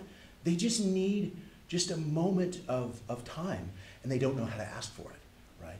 But as a teacher and as a buddy, I know I can send my students to him, and he knows he's got a quick turnaround. He's going to send them right back.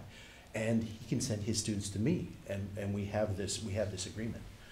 It works incredibly well. Great. Thank you. Mm-hmm. Any other questions? Thank you, Mr. Kale. I just have a comment that it's very exciting to hear the collaboration between K-5. To me, it seems like you're not having to reinvent the wheel, especially with professional development. But it's also, there's an excitement going on, because I know your excitement is contagious, and so with that, it'll spread to the kids. So that's awesome. I'm way over my 10 minutes. A great example, though, is the gender training that we just had. We Skyped it. Can you believe? We Skyped in a trainer. I don't even know where he was. He's probably in like London or something. But we met in the library. We met as a K-5 site. we Skyped in a trainer, and it had the exact same effect. I mean, that's the way we're going to be able to do stuff in the future. So That's great support. yeah, it's cool. 14 minutes. So, they'll beat me up over that. But we'll do it in private. Laura Vieira, Fort Bragg Middle School principal. Our site plan mid-review, that photograph is a picture of a mural that's in our cafeteria done by our art class, directed by Mr. Godak. Well, I didn't put goal, I just put one. So our first goal is increase student readiness for college and career. The CTE electives that we have are culinary, Spanish, art, band, choir, and AVID. We've got our student success classes that are run 7th period to help support our kids that need that extra connection. And then we've got math and language arts. And that is a picture of our art class. There's Mr. Godak. There's our Spanish class. I ran around campus one day and took pictures, and culinary was working on deviled eggs that were delicious. Our second goal, Fort Bragg Middle School will close the achievement gap. We're doing that by doing professional learning communities. Those are actually pictures from training that we did in August with Brittany Kafad from Joyful Classrooms. We've also been working with Kelly Smith. That's just some artifacts from when she's come 5 times now. She's working with every single department on student engagement. We have a bilingual aid that supports our English language learners, Niley. And then goal number 3 is to improve school culture. We have Web, Where Everybody Belongs. That's a trained 8th grader that helps support our incoming 6th graders. We've got Alt Ed in our success classes for 6, 7, and 8. Our counselor is running groups. We also have leadership classes.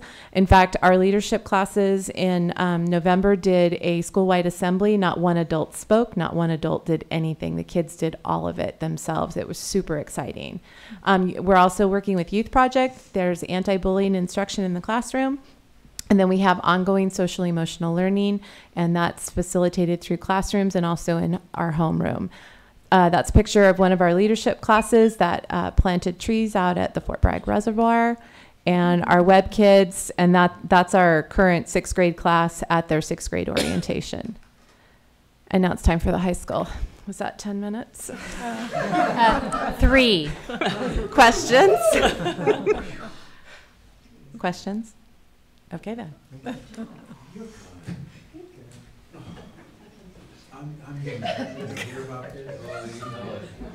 There could be worse things, Mr. Kale, that you get. Okay, I'm back. Bruce Triplett, principal at the high school.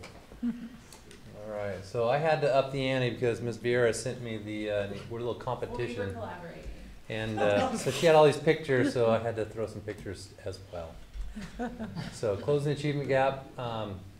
We have classes, and one of those on the right, you can see that's our anchor class. They went out and they did a ton of work. They do a community service every Monday. They go out in the community. So otherwise they would probably have a hard time. It's for kids that can do well, but for whatever reason they're just not making it at school. So you get them in there. They have 3 periods. They're together, and they do a lot of projects. So that's one of the examples of what they did. We do have the same thing, staff, professional development. We've had some PLCs working in our departments, and there's the benchmarks. We're doing that. Up there that shows the library, we've got a designated, and Carol's great, our librarian. She's great at making a great environment for the kids in the library. Kids are, if you go in there at lunchtime, there's always people in the library hanging out before school. And she's got these little sections now. It seems like every time you go in, there's something different. But she's got it where they can, in that bucket, you can't really see it, but there's some they're not Chromebooks, but there's the Kindle Fires. They can go in, and kids are, so if they don't have technology, they can get it in the library. Kids are starting to figure out they can bring them home. So we have a little checkout, just like a book, so they can come bring them home. So they have been taking them out more than they used to. So they're starting to get it. Cross-curricular opportunities, there's a few. It is difficult. It's hard to find the time, but that's a big one that Mr. Brown, and you can see, and Ms. Morse, It's a great where their classes come in there. They're tasting MREs, and she's got her mom there. So they're just kind of figuring out different sources of. So it's pretty neat how they work together. Okay, goal 2: increase student readiness for college and career. And these are pictures of our different CTE courses. So we have our ag mechanics, our sustainable ag, the construction, our web, which Mr. Carr over there, and you can see some of the things that they're working on. And then our design, our art class, we changed that to a design visual media arts, and our food service, which is great. All those, they're starting to do more with the community. We have a WASP coming up in our culinary. They're doing all the meals for them, so it's good. It's good stuff. The kids are learning skills. And part of it also is these are our link crew, kind of similar to everybody else what they're doing. This is they have a little orientation before school, so I just took a couple pictures of that. And these are just different activities they do on our campus, and it's great because kids can have a safe person to go to where they can know what do you got to do to navigate through school, and they have it, but then they don't have to talk to an adult if they don't feel comfortable. Dual enrollment, we're still working with Mendocino College. We got a lot of dual enrollment classes, and we're always looking to increase those as well. We have our Infuse and Avid strategies in our classrooms, and we're always looking at ways to how we can do credit recovery opportunities, and it has increased quite a bit this year. And I think probably Connie has seen that too, and not as many students have to go there. If they're only 1 or 2 classes behind, they can make them up. School culture, same thing. If kids feel good about school, they're going to want to be there. I think at the end of last year, our attendance was 10%, which was about the state average, about missing. And I think last year was 7.8. So we're doing better. Our Saturday schools are always full. Yeah, it helps. They have to, for sports, it's huge, and that's one of the things with sports. They have to be in attendance to participate, and so they come to school so they can participate in sports, and it's a big part. Homecoming, the teachers, they love it when the teachers and the staff get involved in dress-up days, and they like us making fools of themselves as well. Our suspension has been decreasing. We do a lot of restorative, and it was kind of interesting. We have how it's coming. Our teachers starting to learn it. We had a teacher that came to the office, and he goes, "Can we just do a little restorative circle right now?" Right in the office. So it was a little impromptu restorative circle. So it's working, and it's figured out. We have improved our attendance, so it works. And these are some of the club activities. One of the dramas up there, and then we have our wilderness club. They went on a ski trip and a couple camping trips. Our culinary arts, that was last year. I couldn't find a picture this year. So recognize a few there, Miss Walker. Why is he in that building? And a rodeo. We got a little rodeo at lunchtime we had. We watched Miss Butler try to lasso some people. And that's it. Yep. It's not clicking no more. I just have one question. Yes. The 10-year plan, who facilitates that? Is it on? Our advisory starts with kind of our freshman seminar. They start it, and then our advisory teachers, we go through it, and so everybody's responsible for a little bit of it, and they continue throughout the years. And hopefully they have a great one by the senior year. They have all their stuff in there. And does it end up being something that they take with them in a binder, or is it online? Well, we're working now. This year is kind of like a web page almost. They're making them as a senior year, so they'll have all that stuff. Good question. And the fried chicken from the culinary was amazing. Yeah. Yes, they know what they're doing. So I was thinking, okay, kids, just beware. You might, frying is tough, especially with the bone, but they did. Amazing. All right, thank you. Thank you, Mr. Strickland. Thank you. Okay, so we're now moving on to the 6 minutes. The 3 action items. So the first one is the school accountability report card for Dana Gray. Now's your chance to recover. Mr. Kale. Just, wait, yeah, oh, okay. Okay. Wait, go ahead here. Do you have any questions? Proactive. Not a lot of changes in the SARC. The part that I thought was awesome is the fit report. The report states that Dana Gray Elementary is a very nice school, and it is a very nice school. You cat that came to observe us. Other than that, there's not a lot of changes. Anyway, that's why I throw it out to you guys. Questions? I do have one question. Yes. The psychologist, so it says 1.0, but are we still sharing? We do share, and it's interesting because we always grapple with what percentages to put down, and so we have on some of we have the 1.0 so that we can demonstrate that we have a school psychologist assigned to the site. I think if we were going to go to the letter of the law, we would probably need to do 0.5. Right. Well, because Redwood says this is where I got confused last. You have a 0.5. So, Mr. Kale, if you would go into your SARC before we deliver it to CDE, if you can change that to 0.5. I will change it to 0.5. Yes, I have a note there about that too. Just let's been historically. So. Well, your psychologist is shared between 3 sites and sometimes actually 3 rivers. So it's a little bit more than that. So That's why I asked that question last week.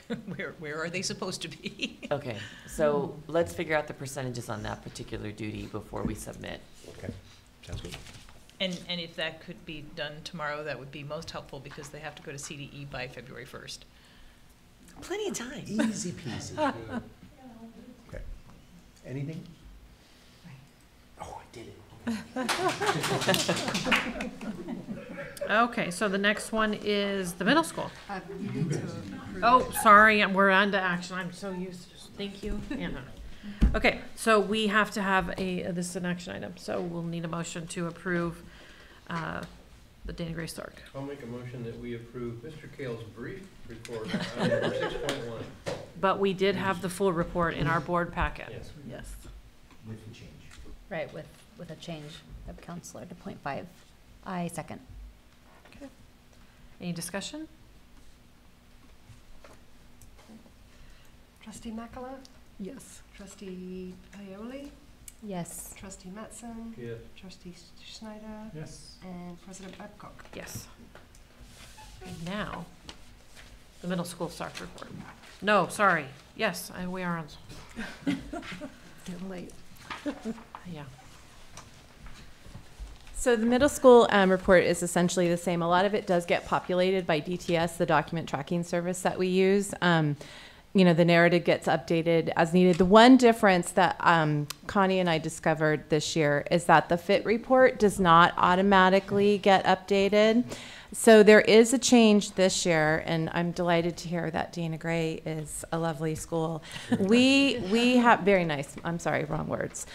We have now, on our FIT report, we for our external, are rated as poor, and that's due to the blacktop at the middle school. Okay. There's a formula that they run overall, so we still come out under good at the bottom for the overall rating, because there's just that one outlier. But we did have a discussion in leadership about what that meant. But overall, it's essentially the same as it has been. Questions? It was just about the 0.2 psychologist, and then the academic counselor, it says 1 and 1. It's Ms. Decker. Right. I mean, we So have it's one filling for both of those roles. Yeah. Yeah.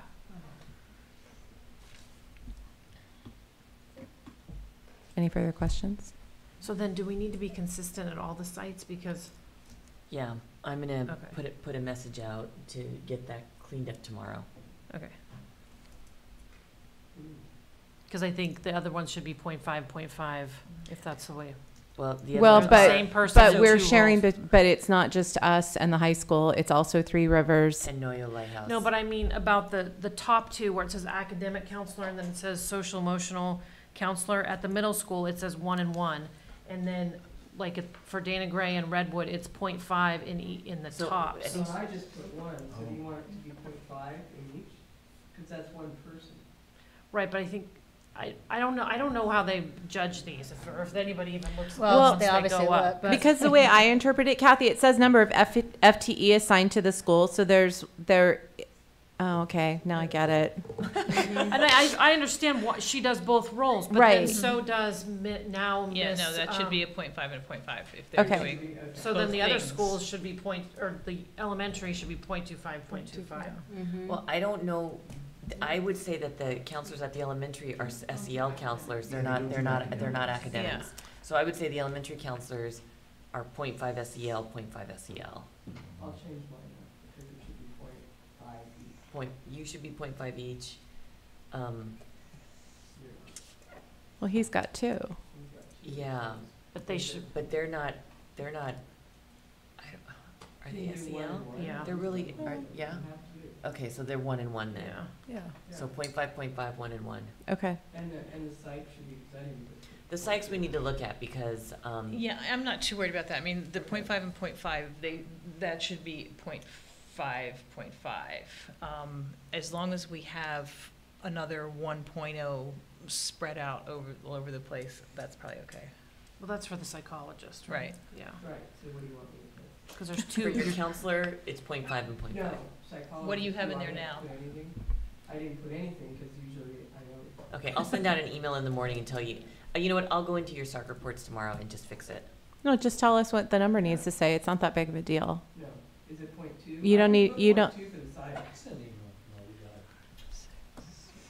I don't have it on my notes. I don't care. 0.2. I'd like to point out you guys are cutting into my time.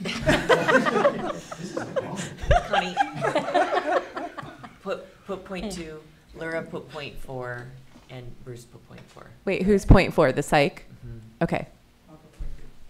Okay, Thank you. What about Three Rivers? Okay. I think they're contracted outside of that, Any questions? but I'll check. Okay. So do I have a motion to approve the middle school SARC report? I move that we approve the middle school SARC report. A second? Any discussion? Trustee Schneider, Yes. Trustee Mattson, Yes. Trustee Paoli, Yes. President Babcock, Yes. and Trustee Makala. Yes.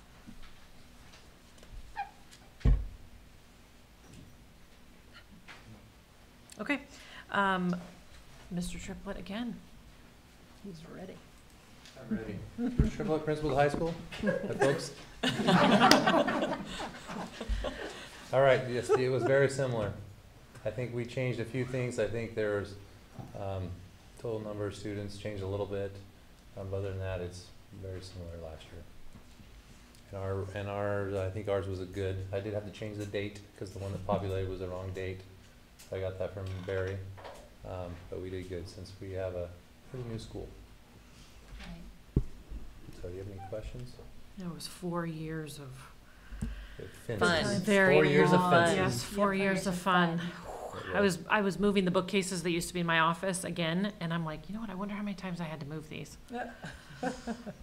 And then when I read it, it just flashed back. No PTSD there. I was gonna say. Okay, any questions for Bruce? All right, thank you. Thank you. He's out of here.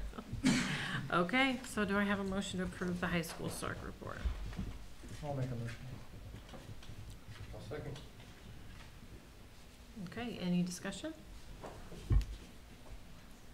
Okay, okay. Trustee Makala, Yes. President Babcock, Yes. Trustee Paoli, Yes. Trustee Mattson, Yes. and Trustee Schneider. Yes. Okay, so I just want to thank the board and the staff that has had to come to the last 3 meetings in 2 weeks. Thank you, ladies on this end of the table, for putting up with us. Just a comment, I was thinking about this today, if we could just keep Thursdays in our calendars kind of open so that we maybe not have 3 meetings in 2 weeks. I don't really know how that, but Yeah, if January we was just, kind of right, if we just kind of keep sideways. Thursdays as possible meetings, that we can spread them out a little bit. And thank you, Mr. Carr and students for continuing to do that. And So, during the long meeting. Yes, it's, thank you. You look excited. Anything else I think before? we forgot to talk about the board budget. Is that something that was not, did we Oh, discuss? yeah, we full did. weight, or how do we handle that? I probably should have talked about, I didn't even think about it. I was worried about school sites. It's not on the agenda. But it's in the budget. Board work, yeah, so I don't, anyway, it's probably something We can talk about it at the start of the February 14th meeting. Well, It's the nothing- struggle is that we had, the MIGs are before that. The first one's on the 8th. I don't think this year is, I mean, agreeing, discussing that you want to do something, I think is fine, because I think we're too far into the year to develop a budget for this year. I think we just move through the things that you feel like you need to do and develop a budget actually for next year. And CSBA is refunding 80% Oh, of me not yay. going to Oh, San that's Francisco. fantastic. Yay, Yeah, they that's the reconsidered. revenue. So if there's anybody listening at this point of the evening, we are trying to be cognizant of the spending that the board is doing along with every other, area. So we're trying to figure out how much we spend on professional development, so that's why we're having this kind of discussion. Prioritizing. But we're also up against deadlines for, events that are happening, so that's why we were gonna bring that up. Okay. So I guess that means you can go. Just, and talk to Wendy. Yep. Okay. Anything else? All right, gang. Can I have a motion to adjourn? I, so moved. And second? Second. Okay. Abbreviated. Meeting adjourned 9:06.